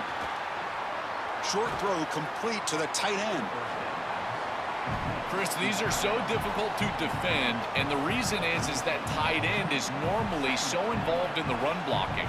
So when you put a play-action fake out there, there is conflict on the defense. That defender who's responsible for the tight end and pass coverage also has run responsibility. That's what allows the tight end to be open, and now you just have to hit him with an accurate ball. Beautiful job by this offense, and again, one of those concepts as a quarterback I absolutely love. Yeah, this is smart. Get this guy going early. He had almost 1,000 yards receiving out on the outside, and the quarterback told us this week he loves throwing the football to him. If they get him established early, I tell you what, they're going to be tough to beat. And from the shotgun, an inside handoff. And they try the middle, but stuffed for no gain. They're backed up here trying to make something happen on 3rd and long. He's running out of time here. Incomplete. He was hit as he threw the football there on 3rd down. So on 4th down now, out comes the field goal unit. And he's got it from 47 yards away.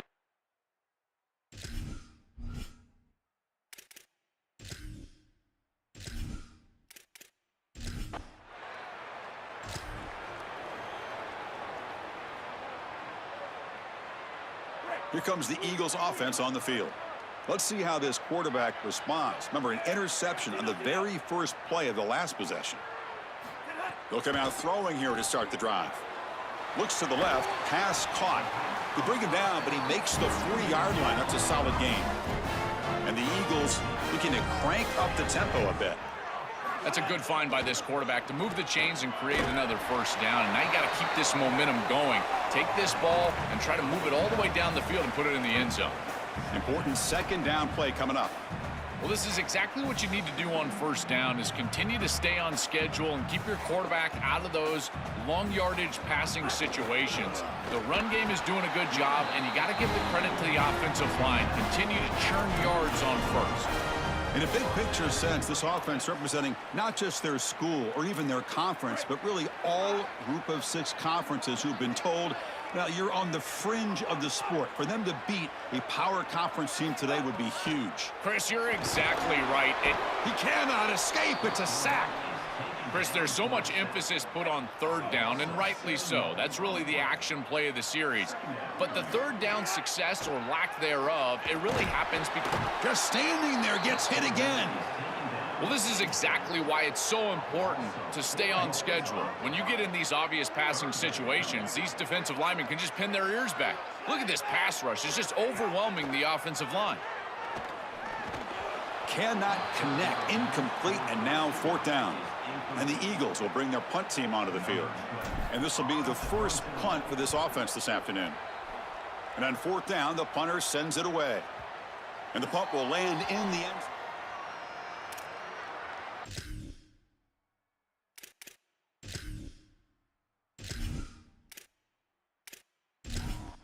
And here comes the Tigers offense back out there. They're trying to build this lead here. Had to settle for 3 last time out. Takes off in a bootleg. Caught in the backfield. It's Scott. Brought down for a loss after the completion. Not what they were looking for. They go backwards on first down, so it's second and long from the 19. Well, when it comes to wide receiver U, there's really only 2 schools that can even claim it, Ohio State and these LSU Tigers. This wideout has got to be looked at as one of those guys, like a Neighbors or Justin Jefferson, maybe an Odell Beckham or Jamar Chase. They've got to throw the ball well today. Makes the throw across the middle of the field. Catch hauled in here over the middle. Tackle made after a nice pickup on the play. The kind of play this quarterback has been making all season long. We wondered, Joel, with this pressure playoff game, could he continue this level of play? Well, Chris, it looks like Swarm for the pass rush. A sack. that might be the spark that this defense needs. They're down in this ball game, really haven't had a ton of success, and right after that explosive play, they're able to get to the quarterback. Let's see if they can build on that success, Chris, and continue to get stops, try to get the ball back for their offense. That sack sets up a second down and very long.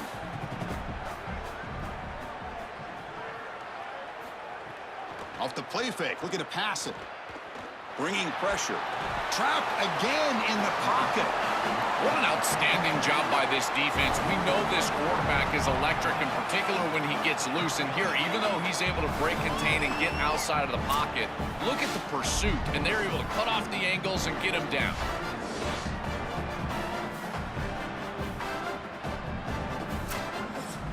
So here comes third and long. Giving up that sack has made this a real challenge for the offense.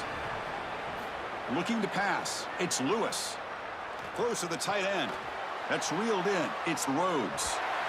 Out of bounds. He's spotted in the 40. That's all this defense needed. They got him way behind the chains, and now they get off the field. That's a great series for this defense and should set them up for some momentum. And he's got it from 56 yards away, never in doubt. What a weapon he is to roll out there and hit this massive bomb. I tell you, as a quarterback, that is just such a relief knowing that you don't have to get that ball inside of the 30-yard line for field goal range. All you've got to do is get it close to the 40, and you can trot your guy out there for a kick. Eastern Michigan's offense is back out there now. They were forced to punt it away last time, so let's see if they can get clicking in this possession. Using his legs, it's Blue. Zero running room, stopped right at the line of scrimmage. Well, the key to third down success is being good on first down, and here the defense does a great job on first down, bowing up and stopping the run, and that's the key to this thing. If you can create long yardage situations, now they have to throw the football, and that pass rush can start getting after it. What's the play call here on second down for this offense? There's the snap. Looking to throw the ball. Quarterback takes off now, looking to scramble. Breaks a tackle on the play and makes a decent gain. And the Eagles will hustle to the line here to run the hurry out.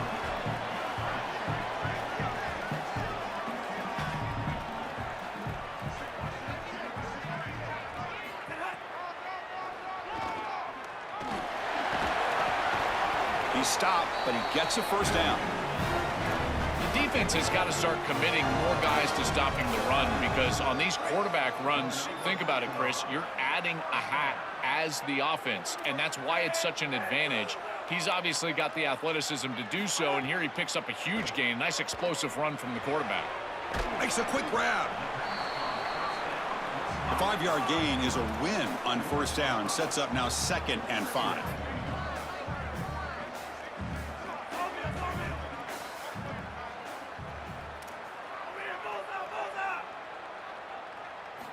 Quarterback sets up, looking for an open man. And it's incomplete. You don't see an elite defensive back drop a would-be pick like that very often. Well, Chris, when you throw the football this late, you know the coverage can close. And here the window is there early, and then it closes late, and that should have been picked off. That could have been taken back for 6. It's 3rd down. Quarterback in the shotgun. Caught by the receiver. He'll be brought down at the 46. Good enough for a first down. And the Eagles are moving quickly down the field. Well, no surprise on 3rd down. They go to one of the reliable targets, one of the guys he really trusts, a veteran in this situation. Chris, that's the exact word. On 3rd down as a quarterback, you go to the guys that you trust. And clearly they've established that over their years here. All those off seasons, all those practices, they're paying off here in a big moment on 3rd down. That completion makes it 2nd and medium.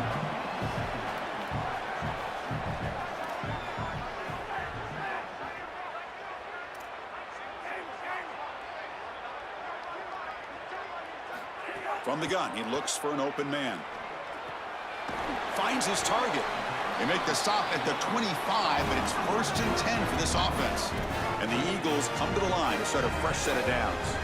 Big completion like that early in the game is huge for the quarterback's confidence. Now you feel like you can do that over and over and over again. This play caller needs to start putting the ball in his hands now. You build the momentum through a completion like that. You got to utilize it. Go back to that well. Just not quite on the same page. There are some days you get to the park and it's just not working, and this is just an incompletion that I can't explain.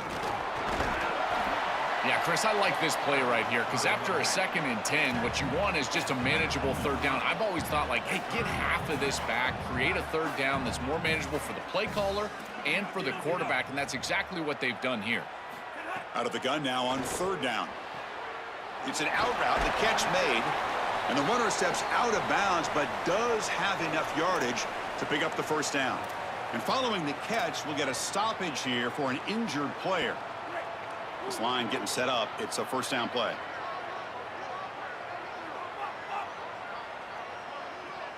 Back now goes in motion. Defense will have to adjust. Makes a nice move there.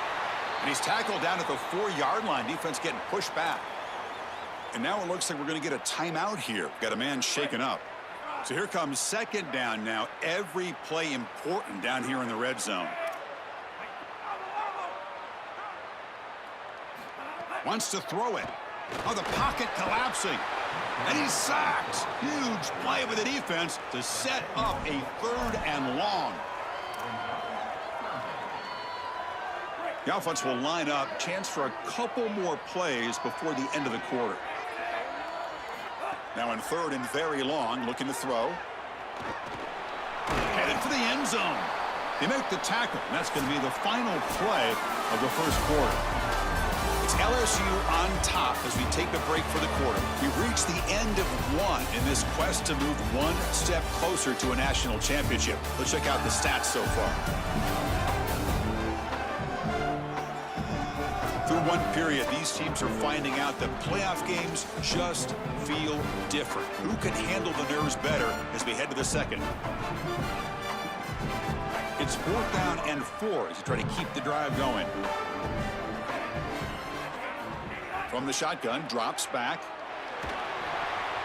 And it's broken up there. Great play, a 4th down stop.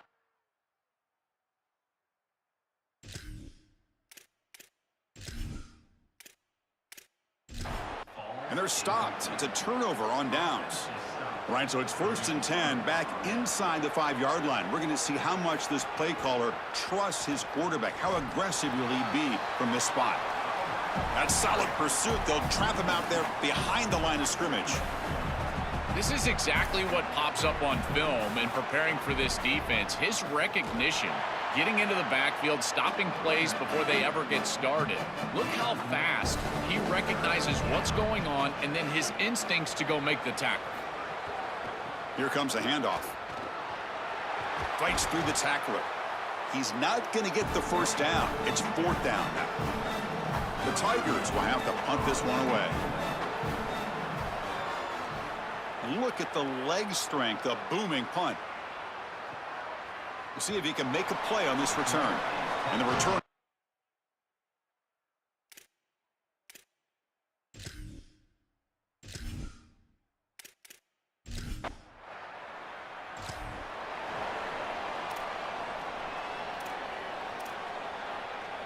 The Eastern Michigan offense back out on the field now. Last time out there, they got stopped on 4th down, but it didn't cost them anything. Let's see what the mindset is here. And the runner brought down right at the 38-yard line. And the Eagles come to the line in the hurry-up. This defense has got to play better up front, in particular on 1st down. This offense continues to just gain yards on 1st down, churning out 4, 5, 6 yards, and staying out of obvious passing situations. This defensive line has got to start winning their one-on-one blocks up front.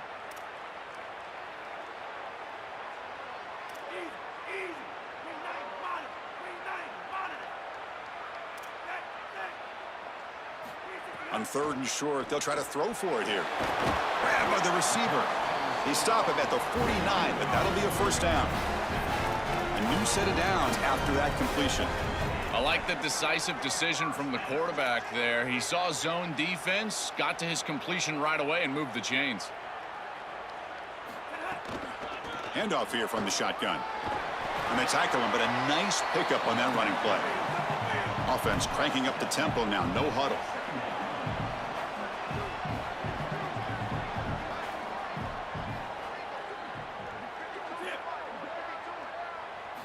They look to throw it here on 2nd down. Grab behind the line. It's Blue. He's got space. They bring him down, but not before he gets inside the 30-yard line. This offense has gotten going at long last. It's another 1st and 10. Yeah, there you go. That's a nice completion by this quarterback, and he's able to move the chains here on this series. This quarterback just needs to continue to do this, find the open man, and hit him with the accurate pass. Gonna run it. It's Blue. And this one goes nowhere. Lucky to get back to the line of scrimmage. The offense going with the hurry-up. Well, now this defense is in a perfect situation. You're creating an obvious passing situation for the offense, and you can get these pass rushers going. Get them out on the edge, let them get after the quarterback, and create havoc in the backfield. Quarterback looking to pass here on 2nd down. He's going to pull it down and run. The ball is loose. Looks like the defense has it for a takeaway. I don't mind the Hold up a second. The coach has called timeout. He may use a challenge here to have the officials take another look at that one.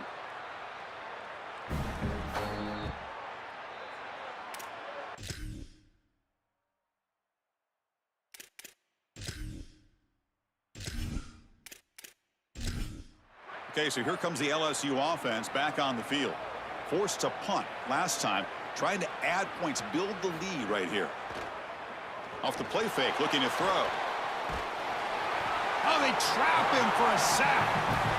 This is a really poor decision. You've got to manage the game as a quarterback, make your offense right. Here, it's the first play of the drive, and as soon as you break contain and you're outside of the pocket, you cannot take a sack. That ball has got to be thrown into the 5th row, burn the ball, create 2nd and 10 rather than 2nd and forever.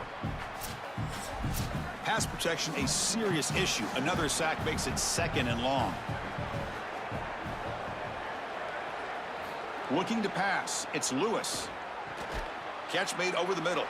Tackled pretty quickly, but that is a decent gain on the throw. So a tricky situation here. 3rd and very long inside your own 20. How much of a risk do you take? You know, this defense could be very aggressive at this moment. And that's incomplete. They weren't afraid to let it fly, but it brings up a 4th down. And the Tigers will line up to punt it away. Looking to flip the field here. This is an absolute boomer of a punt. See if he can make something happen with the return. Break an ankle. Another great move. Out of bounds, but a...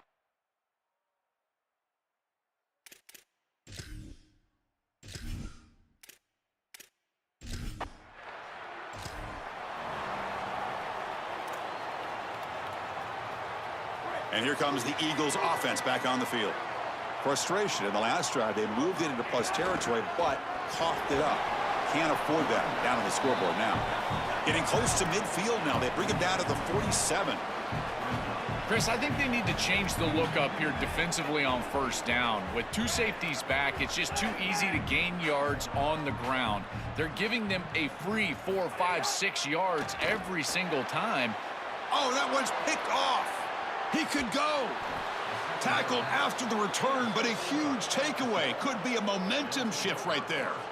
You have to give a ton of credit to this defense and their defensive coaching staff because they've done a couple of things. One, they have disguised their looks, made life difficult on the quarterback from a decision-making process, and they've put some pressure on him. He has not been comfortable all day long, but it's a big credit to this defense.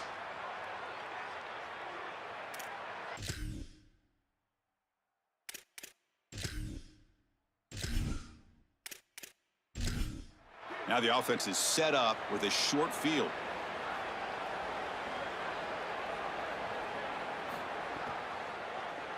Quarterback keeps the football. And the defense swarms. He's going backwards. He'll lose 4 yards on the play. Rough start to the drive. They lose 4. Makes it now 2nd down and 14. Looking to throw. It's Lewis. Defense is coming after him. Able to get the pass away, but took a hit that time. They moved the ball into good position, but now it's 3rd and long. Out of the gun now on 3rd down. Here comes the rush. Makes the catch. It's Scott. They'll tackle him well short of the marker. Brings up 4th down. See if they tried out the field goal team. And it's good right down the middle. Well, that's just a great job by the defense. Chris, that's a sudden change series. Off of a turnover, that defense has to go out there, and they're already in field goal range, and they hold them to a field goal.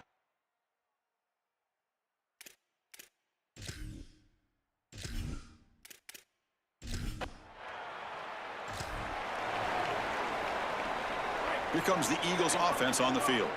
They've got to get things going here. Turnovers on back-to-back possessions.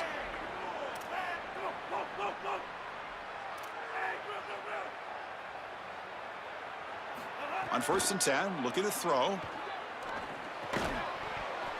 And it's incomplete. The defender arrived the same time as the football. And now it's 2nd down.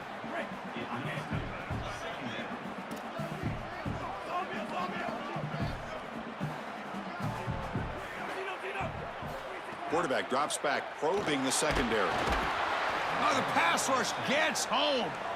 A sack like that on 2nd down is a drive killer. Now 3rd and forever, and now this pass rush, you know, is going to have their ears pinned back. You are in a one-way go. This is a perfect opportunity to try to throw a screen, maybe. They've got him. Again, he couldn't escape. We got a stoppage in play here. Looks like an injured Eagle is down on the field. And the Eagles bring their punt team onto the field. Looking to kick it away for the 2nd time. And we'll see what he can do on the return. And the coverage team.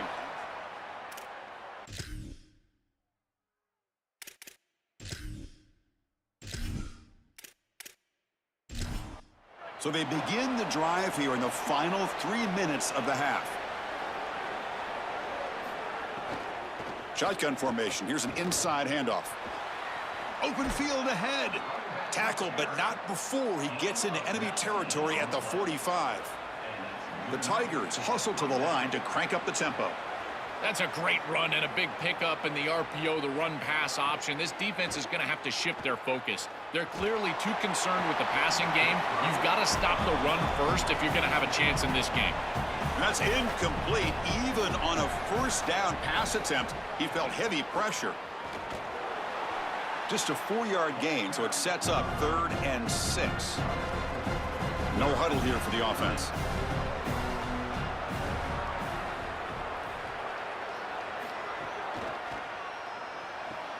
Grab behind the line. It's Shelton.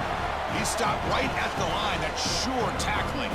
And the Tigers will line up to boot it away. Steps into this one, and it's a boomer. Wow. And the punt heads out.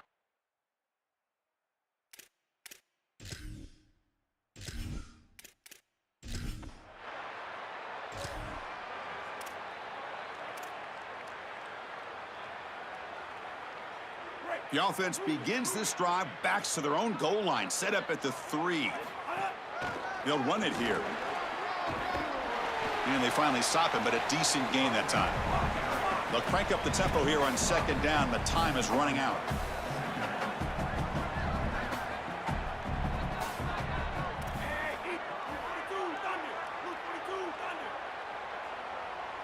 And they're moving the receiver now before the snap. Off the play fake, he'll look to throw it. Moves out of the pocket. Sacked. It's a loss back to the 6. And now LSU will spend their first timeout. Chance to talk over what they're going to call here on third down. This coaching staff told us they had to be prepared to face play-action pass, and here it is. Nobody fooled. They get into the backfield and sack the quarterback. They've got to feel good about that one. And sack sets up an important third down. Dropping back, looking to throw for the first down. Coming after him. And the junior quarterback shows his toughness, keeps this drive moving. They move the 6, they'll hurry to the line here on first down now. Well, you get into these big games in the playoff, every first down feels big, and here the opportunity to scramble and move the chains. This is just a terrific job by the quarterback. I've always said, Chris, and it's even more important here in this situation, you've got to be able to scramble for 2, 3, 4 first downs a game, move the chains with your legs as a quarterback, and here he's able to do that. And the Eagles with first and 10 here. And he drops back in the gun. That one falls incomplete. Good defensive play. Brings up second down. Really good timing from this secondary. The contact arrives right when the ball arrives, and it's able to dislodge it. Great job from them. Incomplete pass.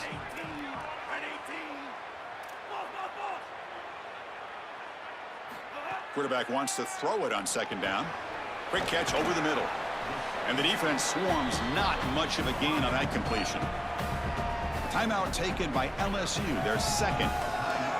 They still have one more in their pocket for the rest of the half. Offense moving closer to the line to gain after that catch.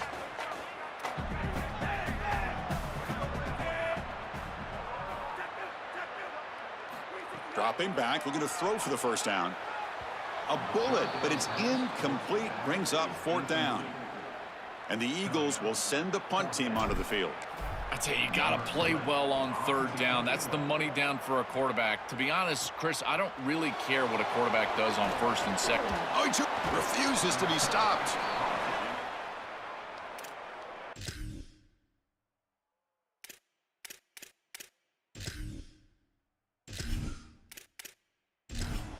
Here comes the opening play of the drive. They begin from the 33. Looking downfield, it's Lewis. The pocket breaking down. Makes the grab. It's right. A solid 8-yard gain brings up a second and 2. The Tigers looking to crank up the tempo a bit. So the offense will spend the timeout here before the second down play. And that's all they've got remaining here in the first half. Here's the second down play. Quarterback drops back. Looking to test the secondary. Caught near the sideline, but just a short gain. Pass complete for a first down. The offense gets a fresh set of downs. There's the snap. Quarterback setting up to throw. Grab down the middle. It's Scott. Excellent catch and run by the senior. That's a good find by the quarterback. These early first downs within the series, they're so important to establish momentum. And now you've got to take that momentum and carry it with you. Try to get this ball down the field and go get points on this series. They can't come up with it there, and that's going to do it. Time runs out in the first half.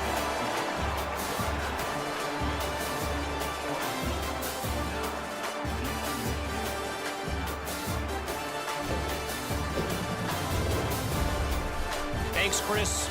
Exciting, action-packed, enormous drama. Talk about a first half of football. And a lot of coaches will say limiting the big plays and maybe hitting on a few yourself is key. But I'm more of a move the chains guy. Give me efficiency every day of the week and twice on Saturday. The offensive unit that subscribes to the less is more philosophy might be the one that leaves here today with a big fat W. It's time to throw it back to our guys in the booth to start up the second half. And the Eagles will kick this away to begin the second half.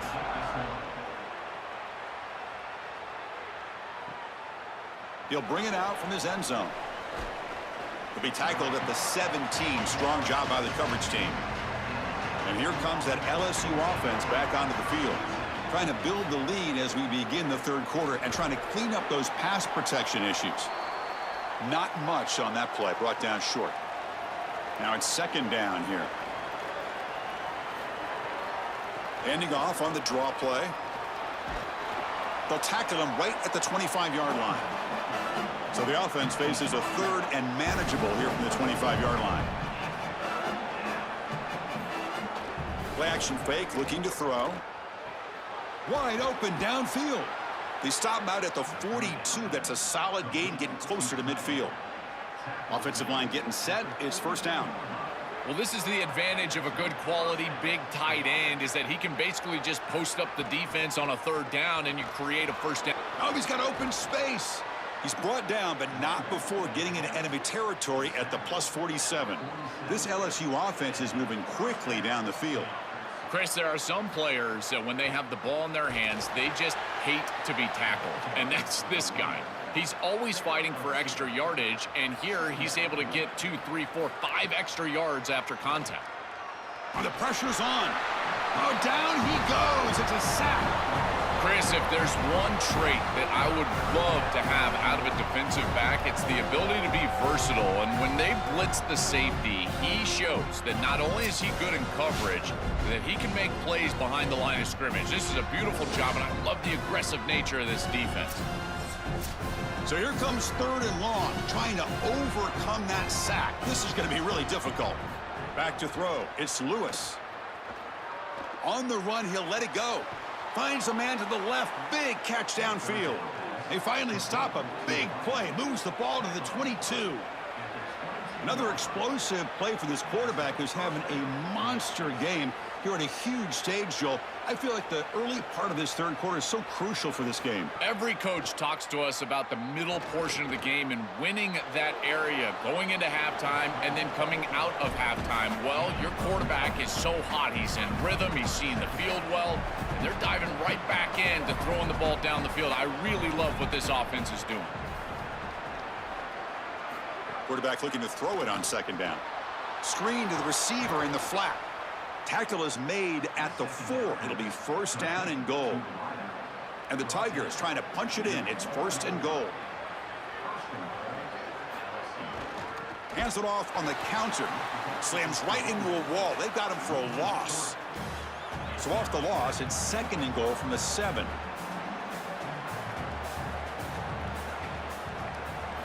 Here's the snap. Quarterback drops back.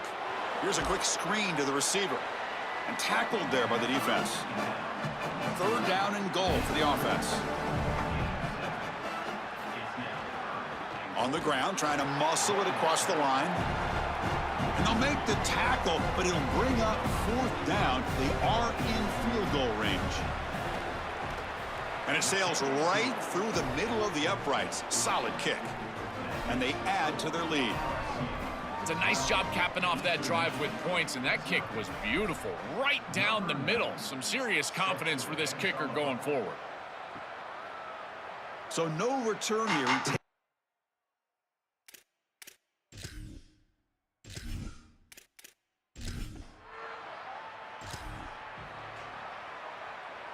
Eastern Michigan's offense is back out there now.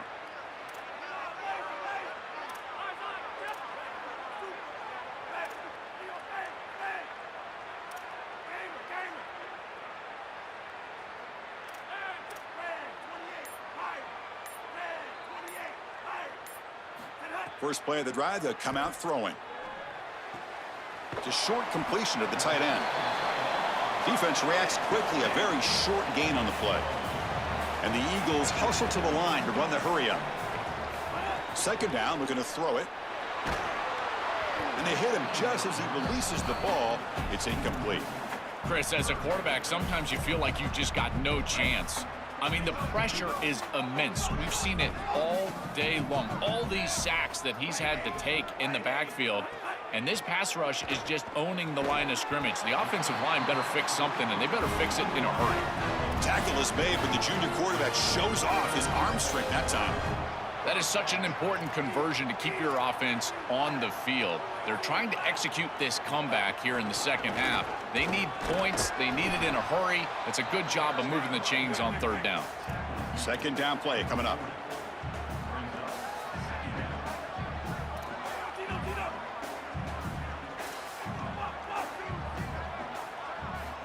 Here's the snap, and he's looking to throw. Caught over the middle. It's Blue. Defense wraps him up after the catch, but he's just short of a first down. Third down. This offense could really use a conversion here, down multiple scores.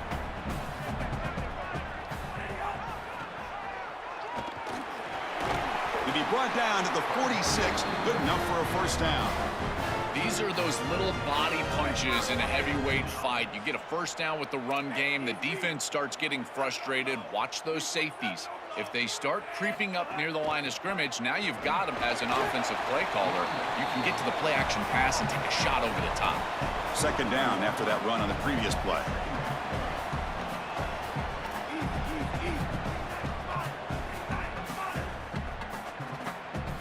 Here's the snap. Looking to throw here. Looks to the left, and it's complete. He stopped just short of that first down marker, inches away from it. Third and short here in this playoff game, the 8th play of the drive.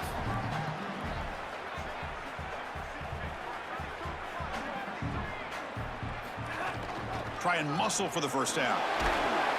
The tackle is made, but there's a flag on the field. Let's see what that's about.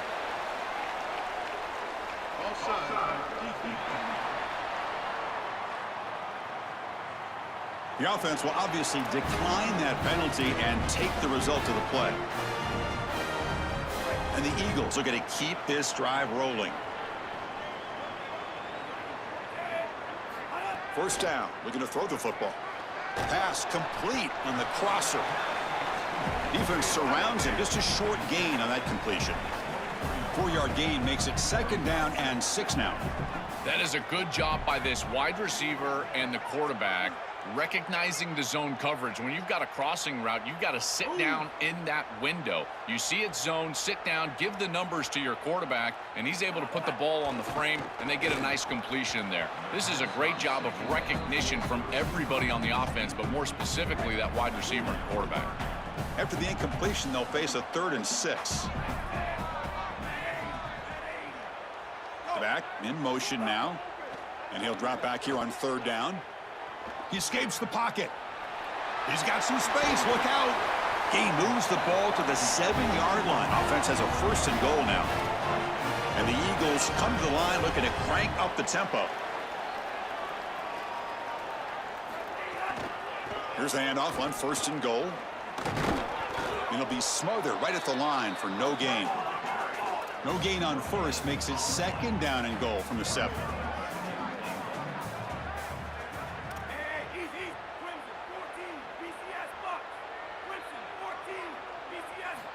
And the quarterback dropping back. Running out of time in the pocket. Bought some time, now lets it go. Grab made by the tight end. Oh, they bring him down just short of the end zone. They'll spot it at the 1. The offense will call time. They want to think it over before this 3rd and 1 play.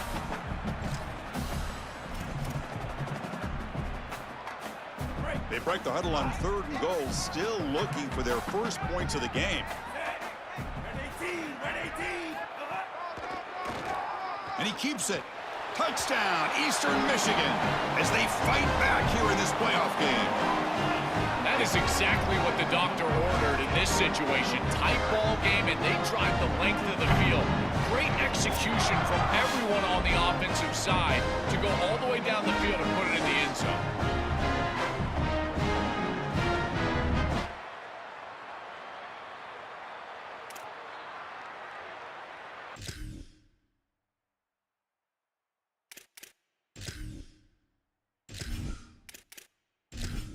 And they'll set up for the PAT.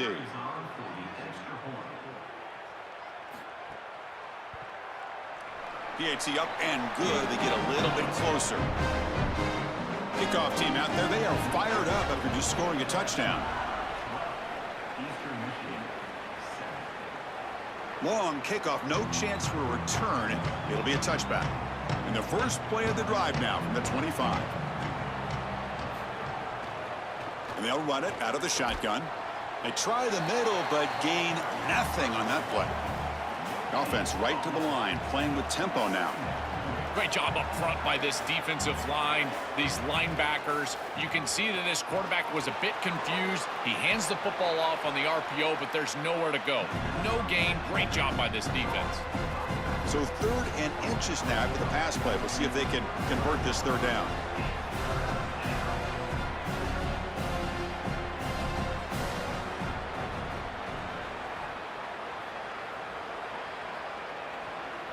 To throw, it's Lewis.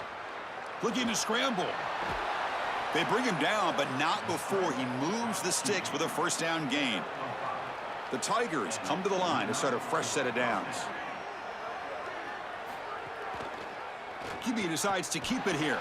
And they've got him in the backfield, nowhere to run. They'll lose a yard on the play. Offense behind the 6 now on 2nd and 11 after the 1-yard loss. The absolute best way to stop these option plays is with... He cannot escape. It's a sack. It looks to me like this quarterback is really struggling seeing the defense. This is just zone defense, and you can tell he's not very comfortable, and he's sitting in the pocket.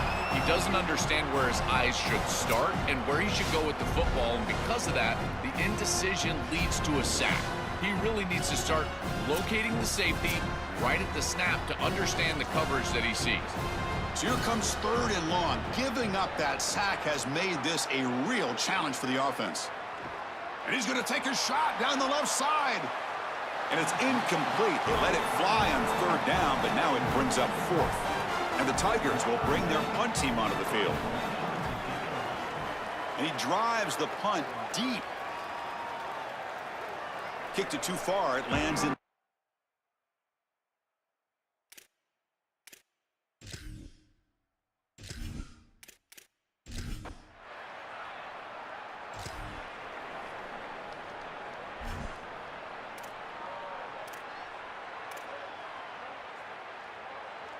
Time for one more play here in the quarter.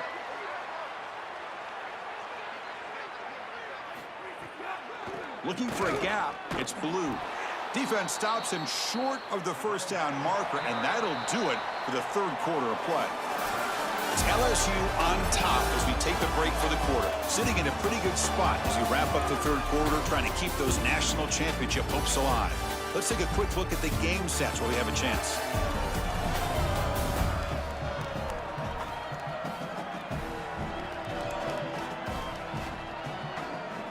All right, here comes the 4th quarter. Everything to play for here. Who is going to stay alive, survive, and advance in the college football playoff? Offense getting set for a 2nd down here to begin the quarter.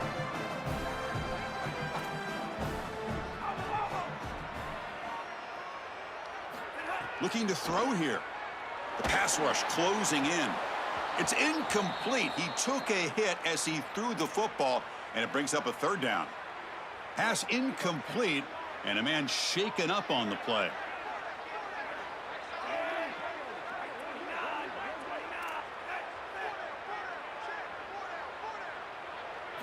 Drops back, needing a 3rd down completion here. Delivers from the pocket, complete over the middle. Brought down short of the marker. That's going to set up a 4th and 2.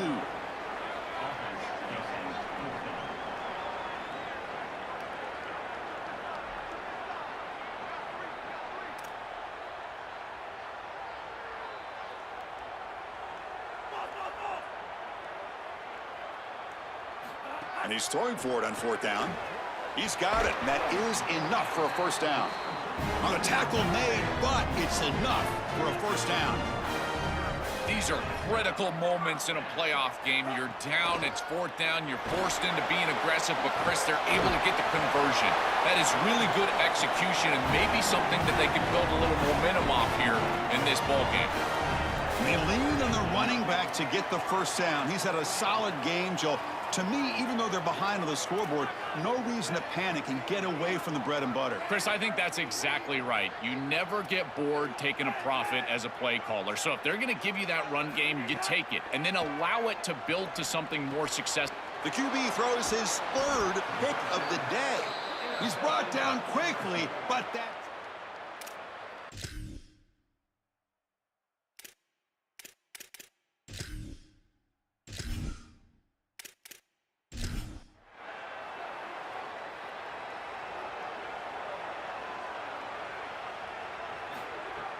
Off the play fake on first down. Here comes the pressure, and the receiver's got it.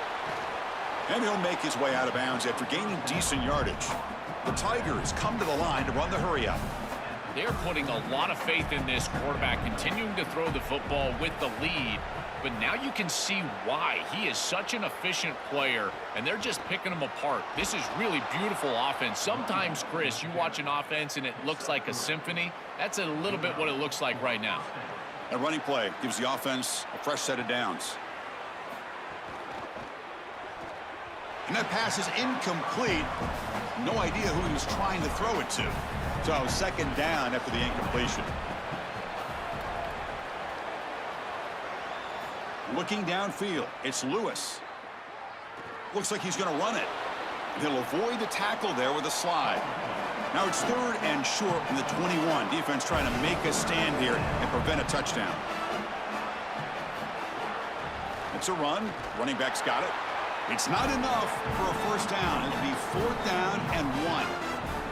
And the Tigers will look to convert here on fourth down. It's a quarterback keeper. Oh, and he's stuffed on.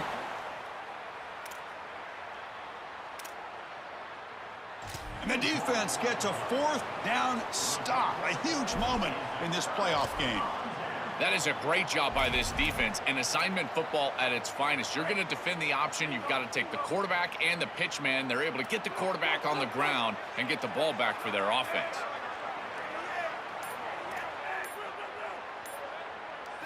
First play of the drive, looking to throw the football. Looking for a man deep down the left side. Another interception. That's number 4 today. Are you kidding me? They get him down.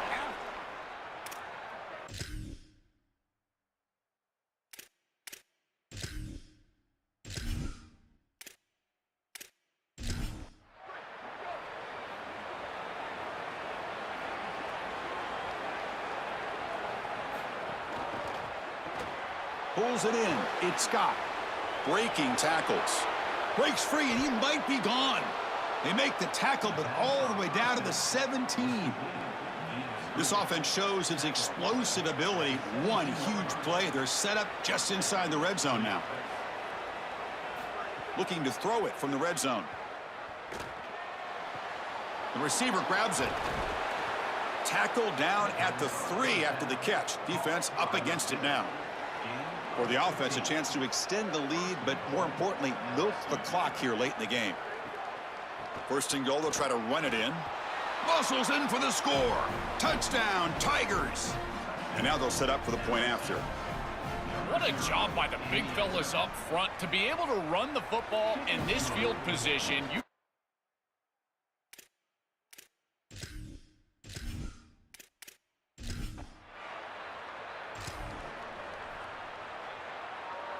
The Eastern Michigan offense back out on the field now. Remember, the last possession ended quickly. An interception on the first play. Let's see if they can do better here. A deep shot to the right. And it's incomplete. Aggressive call on the first play of the drive, but doesn't work. Second down after that previous play.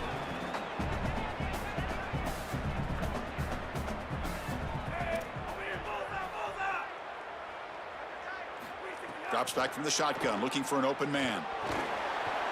Escapes the pocket. An important 9 yards gain there. Brings up just third and 1. And the Eagles looking to use the up-tempo offense here.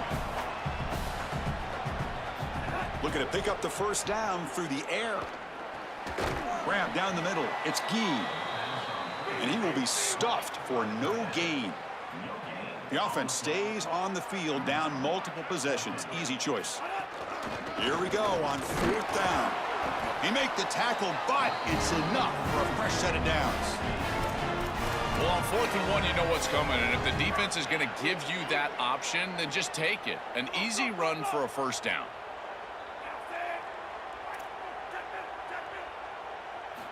Here comes a first down pass attempt.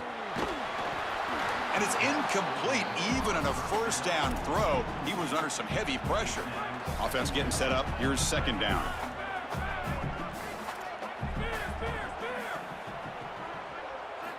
Looking for a receiver. Quick throw to the left. And it's incomplete. The defense not fooled that time. And now it's 3rd down. Not going to be easy here. Backed up a long way to go for a first down.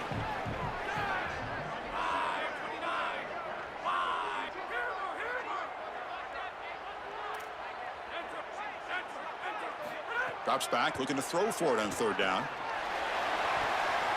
On the attempted trickery, backfires, and now it's 4th down. As an O-line, you've got to do a better job of protecting. Sorry to interrupt, Joel, but this offense is going to go for it here on 4th down.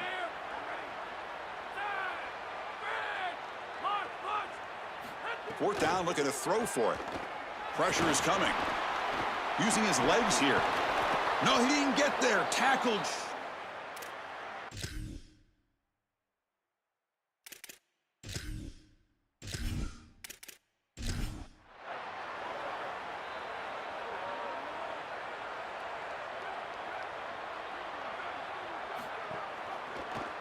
And the quarterback keeps it on the option.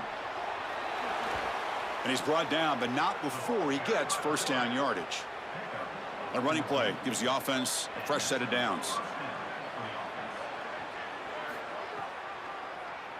Keeps it on the draw. They've got him, but he picks up 8 yards. Sets up a nice 2nd and 2.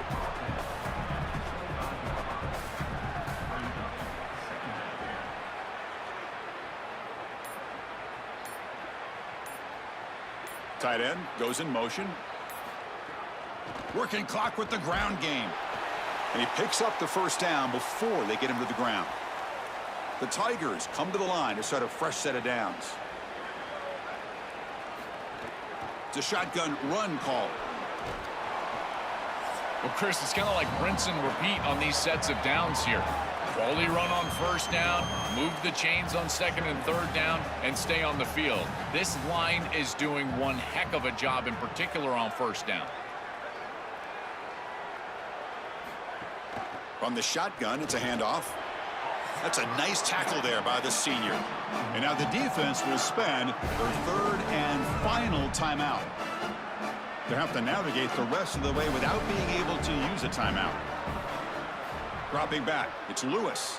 Oh, they've got him for a sack. That'll bring up 4th down. So here comes the kicking team on the field. They'll settle for 3.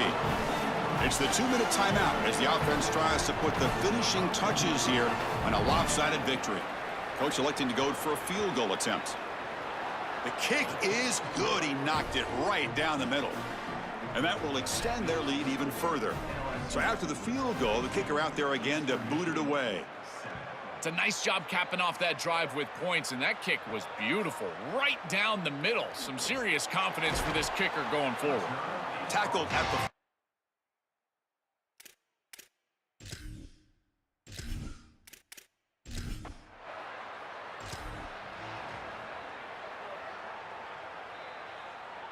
Here's the first play of the drive now. They're backed up at their own 14. Motion by the back will make the defense adjust. Intercepted, picked off by the defense. Touchdown, LSU.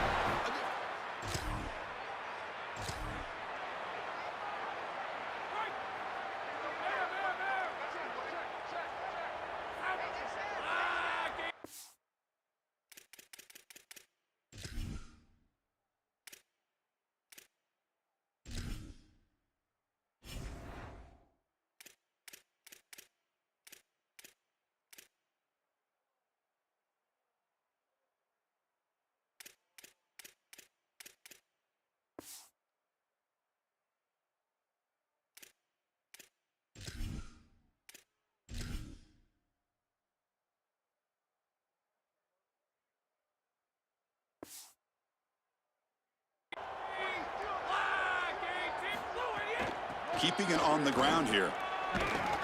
That one takes it across the 30-yard line. Can't imagine the disappointment on that sideline. They had such a great year, and they get themselves to this point in the playoff. And to play this way today, I know they didn't expect it. Heck, Chris, you and I didn't expect it. But here they are, and I got to tell you, for these seniors, I just feel for them. That's incomplete. The attempt at trickery does not work. That'll bring up third down. Out of the gun now on third down. He's running out of time here. The senior calls his own number and picks up the first down.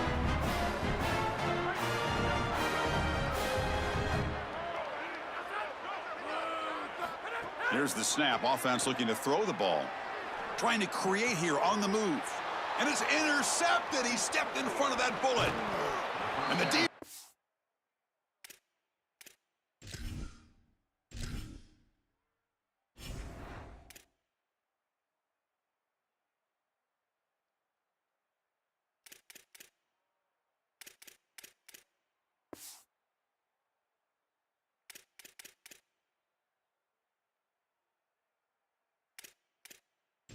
Going to win this game, crushing.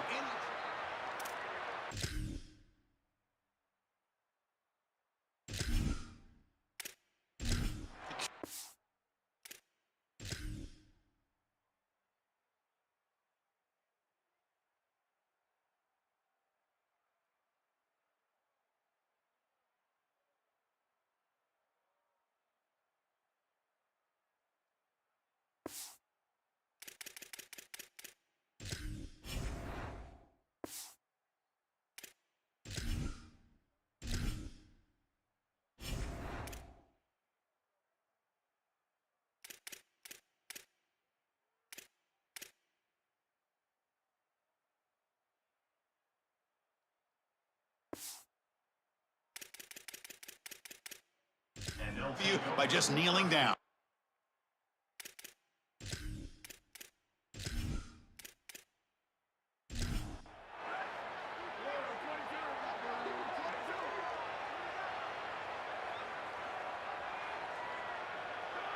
And with this one wrapped up, the quarterback will just take a knee.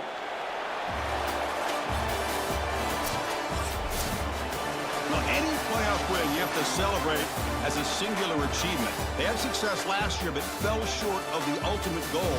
Joel, let's see if they can go one step farther this year. Well, in our conversations with this group, that's all they talked about, was getting back to this playoff and going further than they were able to go a year ago. We saw them win a playoff game last year. Here they're winning a playoff game this year, but again, it just doesn't feel like their ultimate goal, and that's why it's a bit subdued down on the field. They understand that the ultimate goal is still in front of them. So the winner advances in the playoff bracket and gets one step closer to a national championship. We'll talk to you next time. For Joel Platt and Holly Rowe, I'm Chris Fowler.